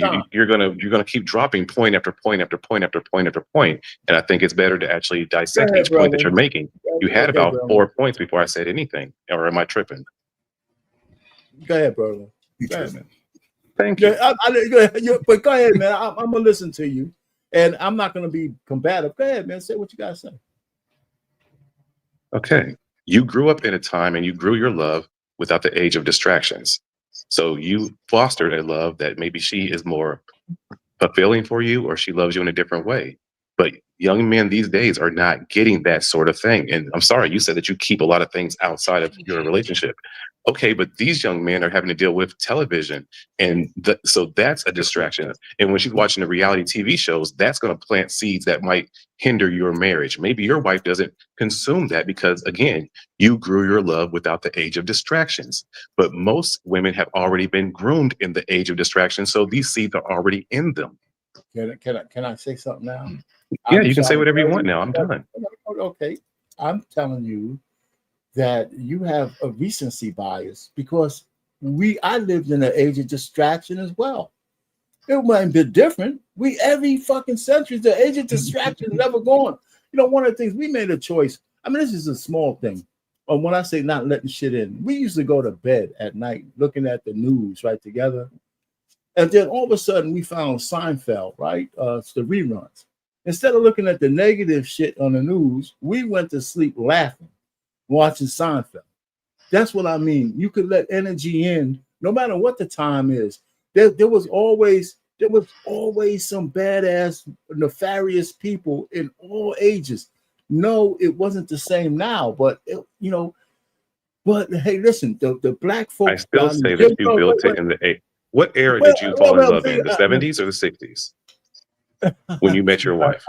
It was in the 80s. Okay, so you met your wife in the 80s, correct? I'm not disputing the fact that we have information overload today, but the same. It seems like you are. No, I'm not.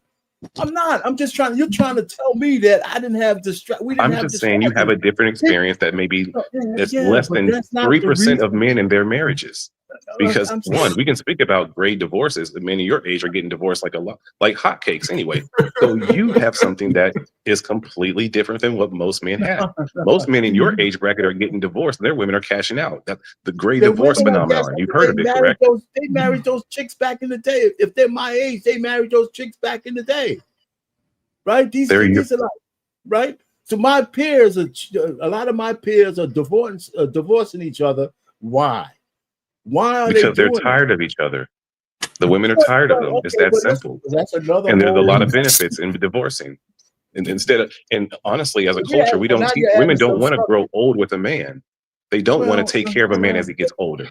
That's the truth of it. So they rather go ahead and cash out. And then also when women hit menopause, their sexual drive goes through the roof. And as men, ours goes the other way, unless we're taking a bunch of heart attack dick pills. So everything is counterbalanced. So the women want to have a cheat. They want to be able to cheat and get with a young man with guilt free. And so they're going to go ahead and divorce and cash out and then go live and go get all these young boys that they want to go get. And that's the reality of this in this world right now. And it's not even a black community thing. It's a global thing now. No, listen, what you just said is true in some percentage. That's exactly right. In most percentages, sir. Well, I don't know about that. I mean, when you start, okay, who disagrees with what I said? Do you guys think that the majority or minority? Brother, I need to ask you I need to know your age first. I'm 42. Okay, so yeah, I can understand. Go ahead. You can understand what? Listen, my whole thing, hey, Berlin, what I'm saying is you're not wrong, but you're making these absolute statements that are. I'm not making it. I'm saying it's the majority. I didn't say all. I said it's the majority. I don't know if it's the majority or not. The majority out of what we start to need to give. I'm not saying it doesn't happen, but and just like the point where some women go through menopause, they become more sexually active. Some of them don't want to have sex at all. Because they don't want to have sex with the man that they're with. They want to have sex. No. Some of them still want to have sex with the man that they're with. No. You're adding that. Some of them actually after menopause don't want to have sex. They want their sexual drive goes down as well. Do you think that men that need Viagra would need Viagra if a pretty young thing came up to them trying to seduce them, or they actually need Viagra because they actually have an overweight wife they're not really sexually attracted to? Now we're talking about the men's side. Now we're not talking about, you said the woman. Menopause is different, right? Yeah, the men with the dick pills, for whatever reason, you're out of shape, blah, blah, blah. It's going to happen, in different variables for different men. Some of us get the women want to have sex. They just don't want to have sex with the man that they're with. Some of the women don't want to have. Some of the women, you're right, but to say that every woman through menopause gets. I'm not saying every. I'm saying majority. You're doing the same thing that a lot of women do when they're saying when someone makes a point and they're saying, well, not all. You're doing the exact same thing right now, sir. Okay, I'm saying, well, let me use your fucking term. I don't know if it's most women or not. I know that there's enough women who say their menopause kind of curtails their sex drive. Then you add it because they don't like the man they're with. I mean, that's a logical statement. No. But that's your supposition. Though. That's just your opinion. How do I? You asked me, how do I know that? You want me to answer that, or was that a rhetorical question? No, answer it. Hold on a second. Broken. Okay. Let me explain to you what's really going on. Okay. On Trey Ferg's and our pain side, they're talking about women who have discipline. And those women are not easily distracted. So it's easy for them to listen to their husbands because they were already disciplined enough to listen. The problem is that we're trying to find women today who are as equally as disciplined to listen to their husband like you. I think that is the source of frustration. And I don't blame you because it's a far few between that there are women who are actually more disciplined because we get more pushback on what's right than what's wrong. And to me, I think that speaks to how those women are not disciplined. They're not disciplined enough to do what's right. They had a Facebook discussion about women wearing too tight fitted clothes to be teaching in school. You know what I mean? And they had a whole bunch of women saying she can't help how she's shaped. But then the women who are classy was like, no, you need to get you a shawl or something, or what they call a butt cape and cover that up. She said, you don't understand what you're putting these little boys through. He said, no wonder they can't read because they're easily what? Distracted. You see what I'm saying? Yeah, maybe she has the wrong job. Hey, she went to school. She can do the job. She should be able to do it. But my thing is Why this. she had the wrong job? My thing If is she, this. if She's good at. you want me to answer that, or you job. That's do you want me to answer that? Wait, Telling her- coach, don't make the face. Do you want me to answer that or not? Yes. Okay, if she's got a body that's banging like that, right, and she doesn't want to wear a shawl, then maybe she has the wrong job, because her job as an educator is to do what? Educate. Teach. Okay, so if she's a distraction to her own education, then what should she do? She should cover it up. If she doesn't want to cover it up, then what should she do? She need to find somewhere else to work. Thank you. That's logical. Because she's Then out you of shaking line. your head at logic. She's not being aware of what the situation entails. You see what I'm saying? Even women, even Muslim women, when they go to the job, have you ever go to the gym? Have you ever seen their workout outfits? They have their hair, all that stuff covered. Yep. They got all. I mean, I'm talking about they got their hijab on. They got on tight fitted stuff, but you can't see up under it. You know what I mean? And they still work out because they understand. They go swimming in it. They understand. They have wisdom. People around them enforce wisdom. Our problem is our society enforces ratchetness, and they reward ratchetness. You see what I'm saying? And the problem is that we try to push back and say, "Hey, look, that's not right," and then they shame you and say you shouldn't think that way. But my thing is, who gets to tell you how to think? All we're saying is that the results that you're putting out here does not work. It doesn't work. And then when you find women who push back against that, those women speak loud and clear. They're saying, "We're not the women you need. Please move on." And that's the issue. You have to go through enough numbers. It's unfortunate that we have to go through so much more numbers now than we had to do back That in I the agree with. had. That I agree with. Yeah, 100%. because we have more of a society that reinforce good behavior versus bad behavior, whether it's by advertising, whether it's by influencing. You have it the other way around. Right. It should have been. Yeah, it should have been. But my thing is this: there have always been distractions. It's just that we have more to deal with. And the killing part about it is most people in most situations don't know they've been indoctrinated until somebody takes the time out to explain to them, say, "Hey, look, you kind of messed up, you're leaking, and here's why." Right. And if they're logical enough, if they're thinking, they can, look at reason. When you point to reason, they can say, "You know what, you're right." But if you get to somebody who doesn't understand exactly what it is and they refuse to, is this really somebody you want to deal with in a close, intimate setting on a regular basis? You really don't want to deal with somebody who doesn't use logic or emotions or common sense. You don't want to be in close quarters with somebody like that. You're asking for trouble. And that's the reason why I said earlier, men have to use wisdom when they're starting to decide who they're going to use for a mate. And the killing part about it, in order for you to do that, you have to override your sexual mindset. You're going to have to override it. There's a place and time for everything. But when you selected a mate, that's the last place you want to choose from. You want to choose from somebody who actually gives a damn about you, regardless of whether or not you have sex or not, regardless of whether or not you do something for them or not. You see what I'm saying? Those are the genuine people that you keep. And then when you keep it, you give it all you got. That's all I'm saying. I'm not pushing against marriage. I'm just saying you let wisdom be your lamppost and your guide, so that way you can select the right person, so you don't go down the pathway of all these other guys who are getting divorced and getting their children taken away and getting half of their money taken away. I would rather you be wiser on the front end than on the back end. But in order to do that, you got to listen to guys who are greater than you, even including myself. Does that make sense? Makes sense to me. Look, listen, the vetting list is a whole lot longer today, no doubt about it. You got to have the social media conversation. You got to have those kind of things, especially the relationship between a woman and her social media. Because if they need the attention that comes out of that, I would think twice about marrying. Sure. And that kind of stuff. So, one of my daughters, she absolutely has no social media presence at all. She has an account, but she doesn't do anything on it. Yeah. So she tried to, like I said, I think sometimes it's what you let in.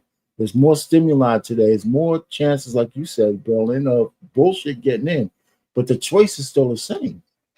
how much of that shit will you let into your marriage, and how much you won't? It's just more of it. You got to just say, listen, the umbrella around our marriage, if you get married, has to repel a whole lot more shit than in my day. That's the way I would say. But there was always shit that you had to repel. Today is a lot more, but it's always still a choice. It's a choice. You're absolutely correct. How would you protect your son or daughter from seeing porn when they're growing up? Well, I mean, if you give them a phone, for example, or access to a computer, you got to put certain controls on it. But then that only goes to whether they can get into a library and all that. My whole thing is that if I could instill enough in them, they wouldn't want to do that kind of shit. I had daughters. I didn't have a son. Okay.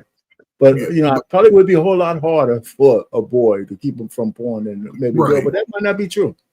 But up until a certain age, yeah, that's true. Up until a certain age, you can sort of dictate information that they receive.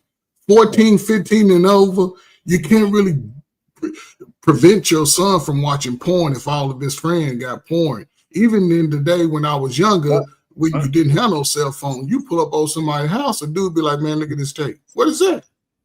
So you can't really protect. What you can do is inform them about those things, those pitfalls that you can get caught up in, and hopefully that you had enough conversation with your child outside of myself. And one thing my father did, he always had those tough conversations with me on a regular.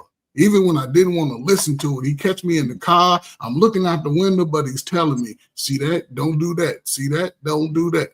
He had those tough conversations. And by default, one of the best people to give you that information is father. If you don't get a lot of these nuances about relationships, I learned about women through my mother. She the one told me how women were. And my mother was 30 years older than me. But she told me about, hey, look out for this. And when I got out and started dating, I looked out for those type of women, and I didn't entertain that. They was looking so good. I used to look at them like, man, if only she was the way my mother said she should be. She would, but I didn't waste my time with that because I knew that if I put my energy, I've always had a helpful energy into a woman that I can look back and see that, oh, she always got her hand out. Oh, she always got man in her face. But I think, oh, I'm different. And I go over and waste time with her. And then she show up and let me know that I'm just another dude. I can't be mad at her. I can't be mad at her. It was me. I should have chose better. That's me. But the guys today don't have that. Okay. To answer your question. I'm sorry. No, you're good. To answer your question. It's not about choosing better. It's the reason I brought up that analogy is because, and Coach, you hit it right on the head. It's the support, it's the peer group that's going to end up showing it to them. I say the same thing for women. If the peer group of women is a Jezebel spirit, then no matter what, it's going to influence her. So it's the same thing with you like, no matter what, my son's going to end up seeing it eventually because you know that somebody's going to end up putting it in his eyes. You know, let me explain it. It's the same thing with the Jezebel spirit, especially in our community. We love that and we champion that. So unless the sisterhood is actually going to start unifying and rebuking this Jezebel spirit that we have consumed as a culture, then you have to pick a woman that is outside of that Jezebel spirit. And that community, who can resist it. Hold a second. Before you go on, here's the thing. This is how you do that. And it has absolutely nothing to do with the Jezebel spirit. What you have to do is you got to program your children not to listen to everybody else, regardless of what spirit shows up. And you got to be real with your kids. You know what I'm saying? Instead of saying, just don't do this. If I had a son and I found out he was looking at corn or whatever, I would tell him, I said, look, let me explain something to you. I'm going to sit you down right now. Sex is something that you use for your wife, and it is a good thing when you have your wife. But if you watch this stuff early on, it's going to rewire your brain for the wrong stuff. And you're going to think that that's the right way because it makes you feel a certain way. But what it does, it creates in you an appetite for a 304. And my thing is a 304 will bring ruin to you.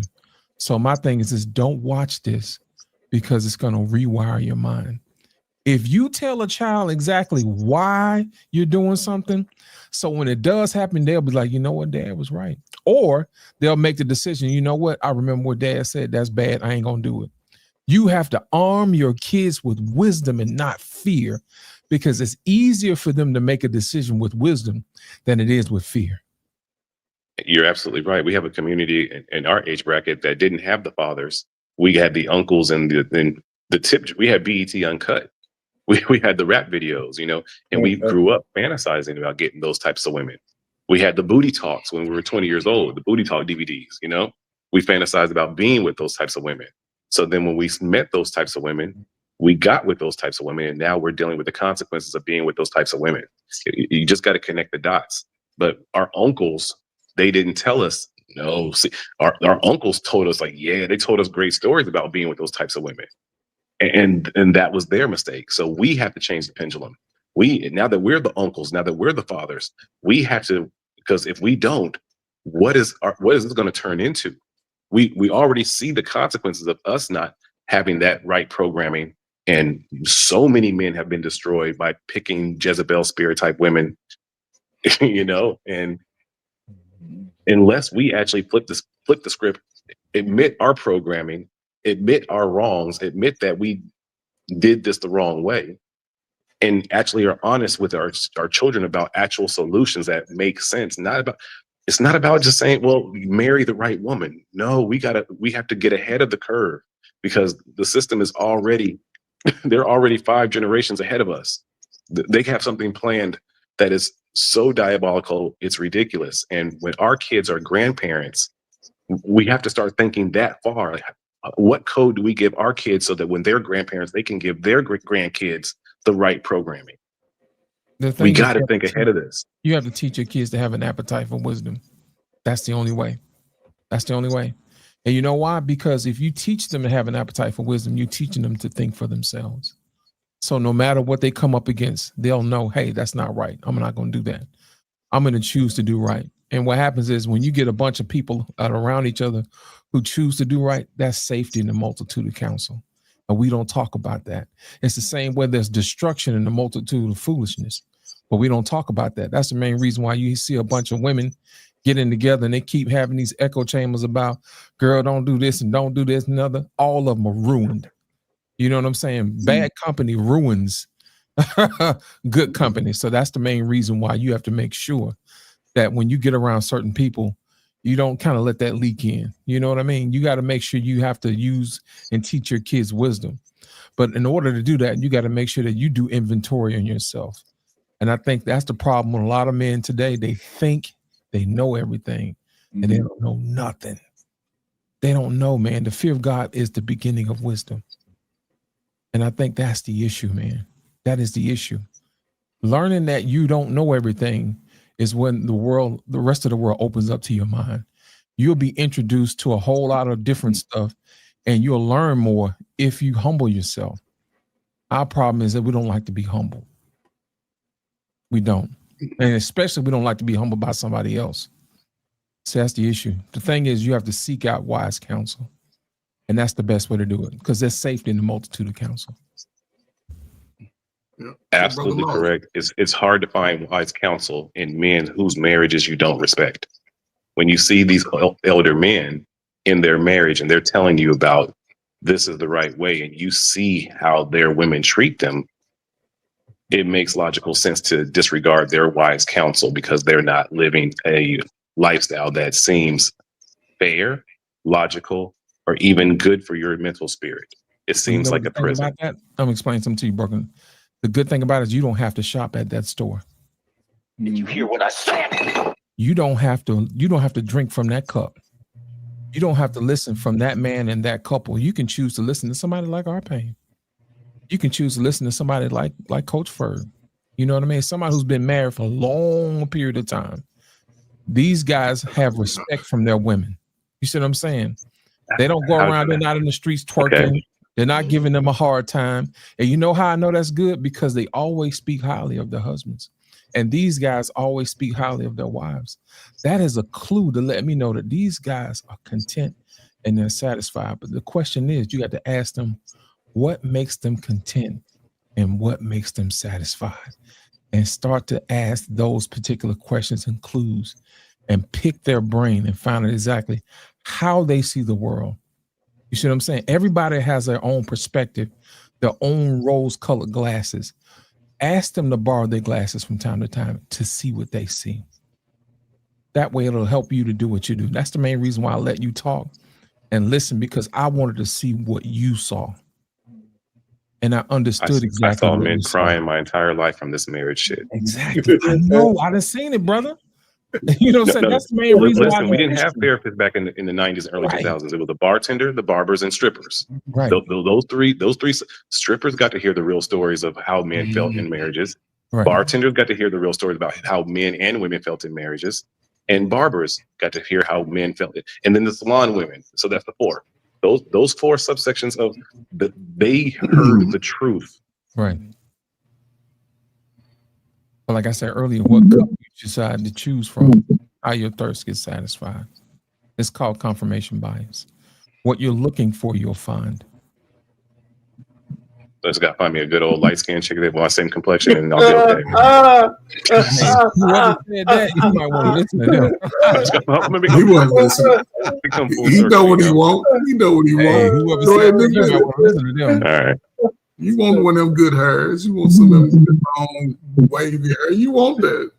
No, I want a Black Panther chick. I'm jealous I ain't got no hair no more. So I want a bald chick.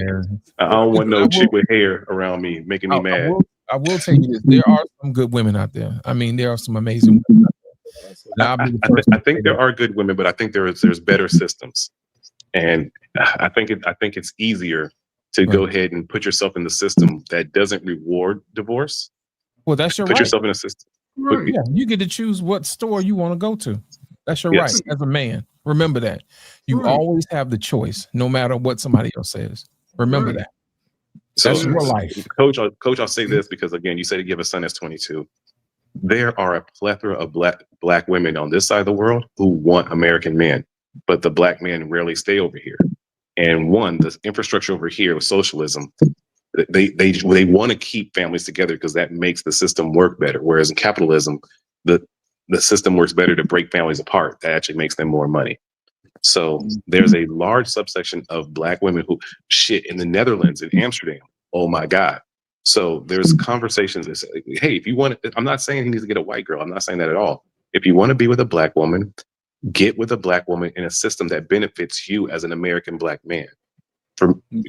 Because we won the war, I have more father rights than German men have when I had when I broke up with my ex. Because we won the war here. So when she tried to do certain things that work with German men, my lawyer was like, whoa, hold up now. Because this American man is trying to stay, he gets a different outcome than what other people get. We have to start thinking outside the box. And if your son wants to have children or wants to be married, there are other countries that will absolutely uphold him in a positive way to make sure that marriage works. America is not one of them. I totally listen. I don't dispute anything that you said. Yes, by the laws we've been under the last 70 years, they are not beneficial to the hardworking man. However, my brother our pain had strong men in his family, right? And those fathers, whether we saw it or not, they stood strong for the family despite what other family. The last person you want to come talk to about how to run his household was my daddy. He would have cussed you out, your grandmama out, and everybody in your family told y'all go to hell. So only thing I'm saying is if I claim that I am this type of man, again, I don't have to go to the library anymore. I don't. The information on how to be a good man is all over the internet. It's all over YouTube. They got books out. Take bits and pieces for that and apply that for yourself. I can't assume just because you wrote a book on how to get the women and be rich that I'm going to be rich because I read your book. I have to be able to apply that. And I'm just saying is, as a man, single man, you're putting in your work, you're doing what you got to do. And the information I'm saying best comes from the father of the boy, of the young man. When I come to it's too. It's almost. It's late. It's. I'm not saying it's too late, but I might have to spend 20 sessions of this type of information, and I have to show him instead of just always talking. The father can talk to you, and you'll think about that shit one day, like when you had that first experience, like, damn, I see what daddy was saying. Because everything he used to tell me, I mean, you too old, man. Ain't nobody doing that. Man, as soon as I get out, here it is happening. Like, damn, he did, daddy, you know what? What you said, that was true. See, we act like it's a new game out here. Yes, it is, because again, elders, from me, my experience, they serve something greater than themselves. That's the thing. They serve greater than themselves. Mothers, there's always been single mothers raising 6'5", everybody across the board. Those guys be just polite. Hey, Miss So-and-so. Hey, Mr. So-and-so. They voluntarily will come, rake leaves, shovel snow, do all that. And the mother, you see the mother, she 5'3", like, damn. But the mother, she understood the greater mission outside of herself. Now, I will agree, a lot of women dating, they're eligible your age in America, they're self-centered because society has said, focus on self. Focus on self. You can do it without a man. That sounds good. It sounds good. They're self-centered here too. Don't get it twisted. But that's what They're I said. self-centered In America, self-centered, right? So now, Okay. again, it's almost like it's a lost tribe within a tribe. It's a lost group of young men over the last 20 years have really been lost on who they are. Their self-confidence has been worn down. They've been told that you're not the best. You're not good enough in any capacity. But when you start breaking it down, brothers ain't really doing that bad. One of the biggest issues we have is with our women. But there's no shortage of sex out there. There's no shortage of babies being born. I think because we keep thinking there are women in the first place. They're not ours. Well, not our women, you know what I'm saying? But again, so if they're not ours, then we should be able to pick and choose and leave a woman when we see fit. Without penalty, without her wanting to destroy your name in a narrative. That's the way it should be. But unfortunately, in the system that is this global system now, when you want to be done with a woman who's not treating you right, you have to incur some serious penalties. Okay, and so that's not even close to fair, is it? When you are trying to be the bigger man and say, let's go ahead and Oklahoma Public School, hold up. Part equitably. I'm gonna stick with it. I'm gonna try one more time. Part equitably destroyed that. But you know, you know what I'm trying to say. We got you, man. We got you. When you try to break up, dumb that shit down. You have to deal with the wrath, the narrative, and the penalties of a woman when you try to break up. That's why I think sometimes it's better to just go into the society that doesn't even allow that kind of shit to fester in the first place. They can't flip out here because in this system, they have to deal with certain penalties for destroying your property. They can't flip out here and tell lies because here you can get hit with liability and slander for telling lies in the court of law. Like, it's a different system. So the women here have to behave in a different way because they are not rewarded for doing all the. When men get divorced, this happens in America. The women might just make the implication, well, I think he touched the kid the wrong way. And all of a sudden now the father is dealing with a whole. If they tried that over here, oh no, if they don't have some real sort of evidence and she makes that claim, she'll lose the kids and the kids will go with the father. It's a completely different system. Yeah, I hear that you. JT does protect men. Say something because he's perfect over here. Go ahead. Can y'all hear me? Yeah, go ahead. Oh, yeah, we can hear you. What's up, JT? Not much. I'm sorry about that. I'm on my phone, bro. One of the things I gotta say that is a huge problem is that these grown women, when they were kids, they wasn't around their fathers enough. So when you hear these talking points that these young men talk about getting a woman to be submissive and to get along and all these different things, the reason why you're not going to be able to do that because a lot of these women don't have a level of respect for their fathers. They've heard everything from a woman's perspective all the way until they got to be grown. This is why you will have a bunch of these women running rampant. And they're not, when you talk about the older women, they're not talking to the younger women like they're supposed to. What are they saying? Yes, queen. You go, girl. We turning up. And they think it's beauty. They think it's a beautiful thing that their daughters get a chance to get out here and be free. So this is where we have a problem. So when you're talking about trying to get a woman to submit and all that, first and foremost, the only one that's going to submit to you will be your wife.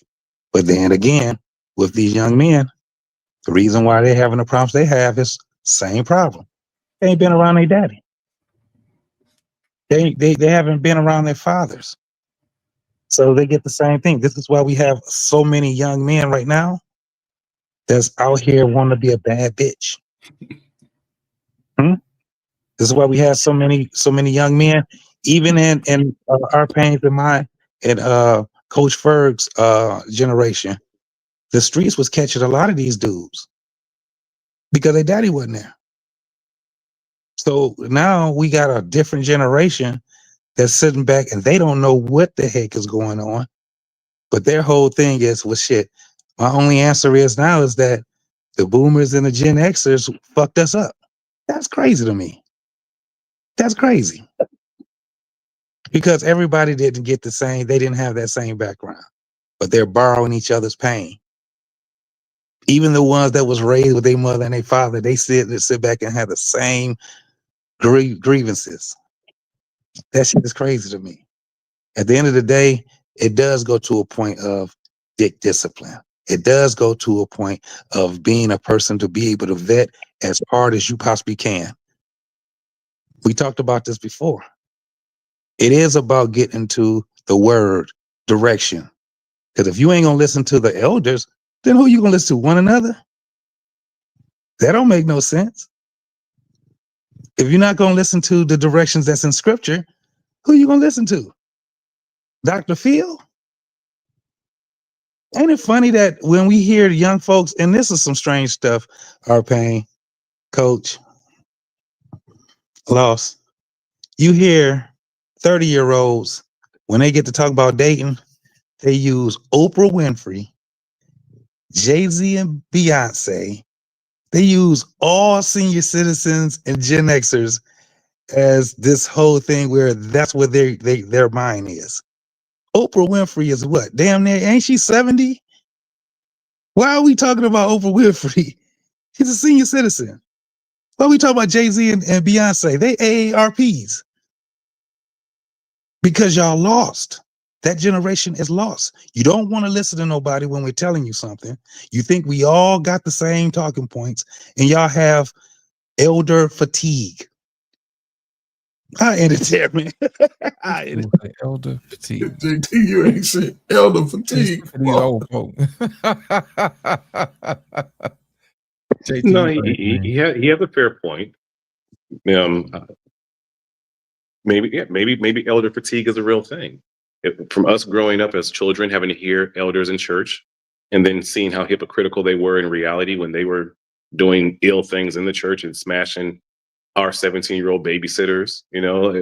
Maybe when you connect the dots, and we've been hearing from elders and seeing how hypocritical they were, and then as we grew up and seeing our elders deal with the penalties and the trials and tribulations of being in relationships and marriage, and then also witnessing our elders who we knew were fairly good fathers, and then when the breakup happened, the narrative and the machine destroyed them, and then nobody came to their aid. Because it's not like Hell's Angels where if if a man's doing something bad to the kid, the woman can either call the police or she can call the Hell's Angels. They'll hold that man accountable, whoever they do it. But there's no female Hell's Angels that will go up on women and say, "Hey, you're not letting him see his kids. We're going to take care of that." So we grew up and saw that there's no support system for men in these kind of situations. It makes, and then also some of the men grew up in divorce and seen how their fathers were pushed aside, even though maybe they didn't want that. Or we're a generation of seeing dysfunction, and we don't want to maybe jump into the dysfunction. Would you say that it's Doesn't that make logical sense? it's a I mean, I broke it down from childhood to teenager to college age until adult. Doesn't that? Do you see why people in my age gap are like? I don't, because my thing is that there's way That more. didn't make. Wait, what I just said right there, none of that made sense. Oh no, it does make sense. It makes sense, man. Push back to it. That's all. Okay. This is the thing. There are way more better people than the people that are not.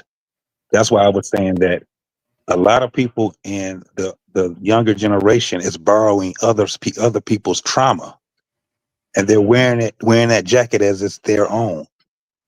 There's no way that you can tell me that boomers were majority bad parents and X was majority bad parents. There's no way you can even get that off where that no, there's no way, and I argue that all the way down. You want me to go ahead and challenge that? We've been navigating through a system. Wait, sir. You just said that there's no way I can, and I absolutely can. Do you want me to challenge that, or do you want me to wait? No, go ahead. Okay. A lot of men were taught, and there's many times, and especially in our generation, men were taught to just go out there and provide. And as children, all the children wanted was time with the father. You follow me so far? And men took this ideology of, I got to work all these crazy jobs to provide for this family, even if it allows me not to spend time with my child. Are you with me so far? Yeah, I'm with you. I can't. Hello? Yeah, I'm with you, bro. I'm with you. Okay. So what really should have been the case was we needed to reject capitalism as a community and minimize. And fathers should have done that with their wives and gotten trailer homes and got a regular job, but been spending as much time with the kids as possible, because that's what the kid values. I know many millionaire men who worked a whole lot of hours and gave their kids a great life, and their kids hate them because the kids don't know them. Like how Coach had put in the chat earlier, I don't know if he said, do young boys respect their fathers, or do people respect fathers? He posed a question. This young man. And yeah, do most young men today respect their fathers? No, they do not, because they don't know them. They only know of them. They know that they provided, maybe, if they did. They know that they gave them some, memories a little bit, but they didn't spend the time molding those young men the way that they needed to be molded. Those young men were molded by television, molded by music, molded by the streets, molded by the peer group that was around them. They weren't molded by the father and their uncles and their cousins the way it's supposed to be in actual tribalism. They were molded by the Matrix. So in that sense, they don't respect their fathers. Well, let me ask you this question. What did the caretaker say about the fathers? Because those I didn't hear you again. Maybe I'm glitching out. Let me hold on. Yeah. Hey, That's why I asked him. I was like, who did the caretaker say their father was? Yeah, that plays a part too. You know what I mean? He'll be back. Listen, I don't even want to get into the conversation. I think we're just looking at the law of numbers. Right. And when everybody says that the baby I'm still here. I'm just turning my camera off because it was glitching. Yeah, okay, cool. I'm still here. Oh, you stopped speaking. All right, listen. I'm gonna just say this: there was 76 million baby boomers. The one thing that was true is that there's a certain portion of the baby boomers that might have been bad parents. That's just law of numbers. But this blanket statement that everybody keeps making to justify why people are fucked up today is because of the baby boomers. It's just. I can only concede that there was enough baby boomers who did bad shit to make a difference, but to act like that's some kind of shield for people to do stupid shit today, it's just not right. It's just not right. And as far as talking about capitalism and any other system, listen, with all the flaws of capitalism, I don't think there's a better system to live under than the one we live under because it promotes individuality, rewards for your efforts. If I could do better than the next guy, I should get better rewards than the next guy. Any system that denies that is a broken system. Right. And the I problem with disagree. Have you spoken to fathers who work in socialism? Listen, our system is good, but we got thieves at the top. And that's the problem. They're not putting to use what we give them. And that's when we have to start running them out of office. That's the issue. But you're right, our system is pretty good. We just got the wrong people that's in charge of it. Yeah, I agree with that. But yeah, I would say for fatherhood, the socialism works way better. Do you know anything about socialism, or are you just kind of, or if you're not aware, just let me know. I don't live on this. I don't live on this. Okay. I mean, we got some social, but go ahead your thread about the men having more times with their kids. Listen, you only kind of rent your children because at some point they're going to be on their own, and then even with all of this stuff that you want to indoctrinate your kids to live the way you can, and you can absolutely do that in the system that we're in if you're a aware parent. Now, I think it works better if the father. I think it works better if the father is working and the mother's homeschooling, and then the father gets to actually implement his coding on the children that way. I do not think that the way the capitalist system works and with public school systems in America working the way that they do is working well for anybody. I think we need to, in general, be homeschooling. Do you think that public school is working well for young black boys and young black women? No, absolutely not. Okay, so I think homeschooling. I think homeschooling as a village where it's like your family and the people who you believe in. Berlin, wait a minute. You said something important, right? You know, some people do homeschool their kids, even in this capitalist system. They just decide that they can't live a lavish life on one salary. So I agree with you. If you have the 4 or 5 years my wife didn't work when my kids were real young was probably some of the best years of their life. And then when my wife did go back to work, or in terms of being, indoctrinated and talked to, when she did go back to work, it was a job where she had maximum flexibility. Okay. Right. So she always was able. Our kids were always under our umbrella. You know, so I don't disagree with that homeschooling thing, but people do that even under our capitalistic system. You know, I'll give you the difference. Here's the thing. If you look at public schools that we have here in America versus public schools in countries or countries like China, those kids have a different discipline. You know what I mean? Mm-hmm. Those kids in China, they actually go outside. They do calisthenics. All of them do the same thing. They work. They go to school. They take a nap. You know what I mean? They do all the type of stuff. And they spend way more time in school than we do. Now, if you look at our school system, yes, it's public school system, but how we go about it is completely different. Our kids don't go outside. They feed them all type of trash. You know what I mean? They pass them along, even though they didn't deserve to do it. We don't get them support when it comes to the homework. You know what I mean? That type of thing. So you have to look at it like this.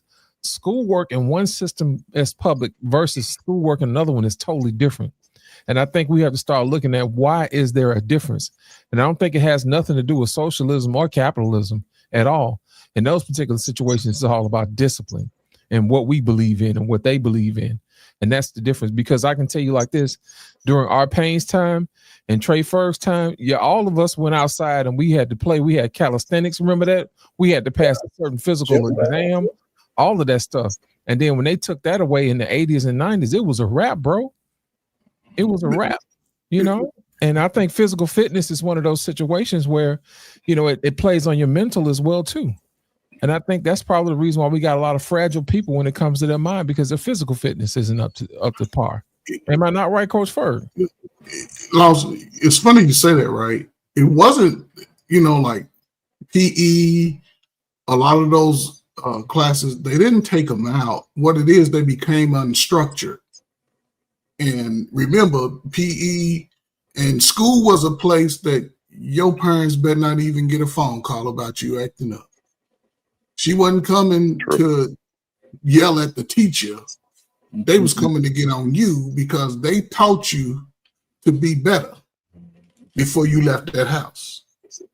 Right. And this is as far as and this is the education part, you know what I'm saying? Because the system, I agree that education information needs to change.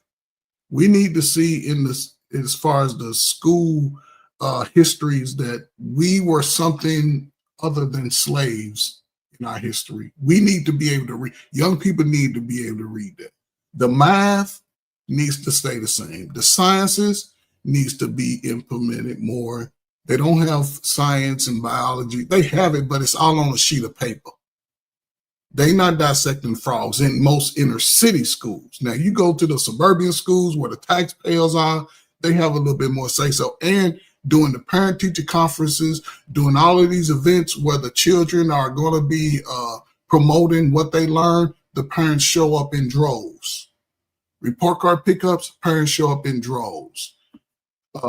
Fathers and mothers show up, or father or the mother, whoever's available at that time. In a lot of inner city schools, the youth don't get that support. And they may go through their whole entire school experience without that support. So now they don't see the examples of men in the schools. In our schools, it's mostly women, which it sounds good. Women should be, but the way young people are checking out early now, without that male leadership, without that foundation, without that father figure saying, hey, sit your butt down. Hey, go in there, go outside. You heard your mama say, take the trash out, take it out, go cut the grass. A lot of young men ain't had that. So the structure is not there and the foundation is missing because they don't know who they are coming out the gate. And now you're talking about a woman, because by default, we want a woman, especially a man, you know. And if that foundation is not set and those conversations are not had, you can't expect the results to change. But I'll say this and I'll shut up. But on YouTube, especially now, I'm seeing men sort of come out of that shell that they got their money is increasing like it always has.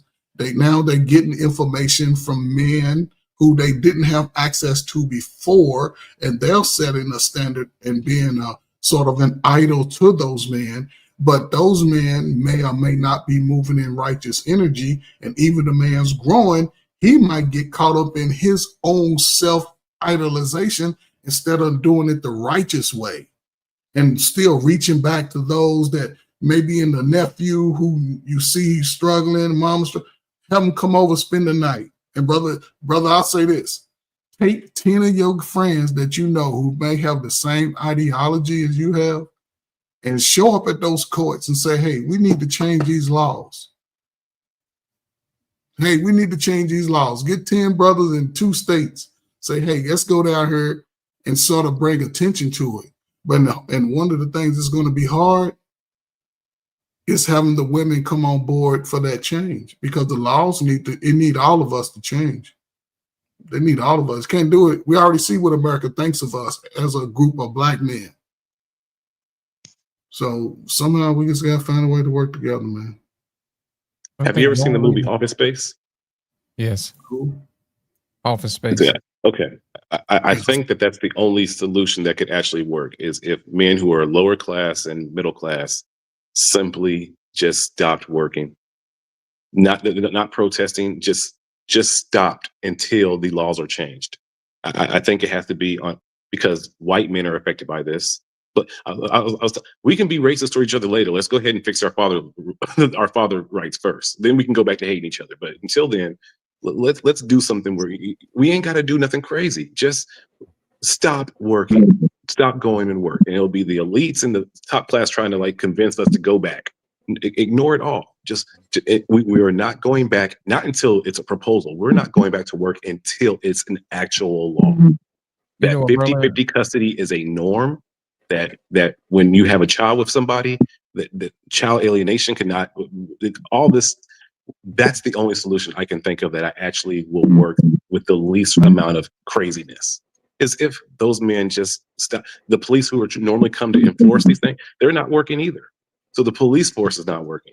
The fire department is not working. The truck drivers are not working. If we just stayed on code and we did this for 1 month, the law would be changed so fast, because everything would collapse if not. Berlin, here's the That's thing. my I don't know if solution. you recognize this or not, but I think it's already happened. And I'll explain to you what I mean. Guys have stopped rewarding society with their labor. And they've stopped taking women on dates. They started investing more in themselves. You know what I mean? That type of thing. They didn't take people out on restaurants. And what happens is it's forcing other businesses to make adjustments. Businesses are going out of business, you know what I mean? Because they're not being supported by this old system that we used to have. Even if you look at it now, you got states like Tennessee have been changing their laws where now they're requiring unwed fathers and mothers to have a automatic DNA test to find out whether or not that child is his or not before he signs the birth certificate. You know, it's one of his first of its kind, but I got other states that are coming on board as well too. So the thing about it is guys have said, you know, enough is enough, but they haven't stood up all in one voice and beat their chest. They just kind of drawn themselves to the conclusion, like, you know what, I'm not going to participate. And that's the reason why they're having a hard time finding guys going into the military. They're having a hard time finding guys to get these hard labor jobs. They're doing just enough to take care of themselves, and they're not doing anything extra until people start respecting who they are. And they're not saying anything. Some people like to call it quiet quitting. Some people like to say, hey, you know what? I'm just going to disappear for a while and take care of me and do me. But then that's the main reason why you see a lot of these women on the internet crying like, where have all the men gone? Yeah. You know, they don't do what they want to do. These men are sassy, whatever. They're unleashing every piece of sign language they can use to get men back up under their thumb. And I think men have all collectively, without speaking to each other, said, you know what? It ain't worth it. Until they actually change, until the laws actually change, you know, we just gonna have to go ahead and mind our own business. And whatever happens, happens. You know, Kevin Samuel said a long time ago, winter is coming. Well, guess what? It ain't no snowflakes no more. We got a full-fledged blizzard. And I think that's the main reason why guys have said, you know what, until the conditions change, I ain't going outside. Well, let me add, you said one thing that's really true. We got to get some sound effects. Man. That was good. Yeah, we do have a sound effect, but we have to play it.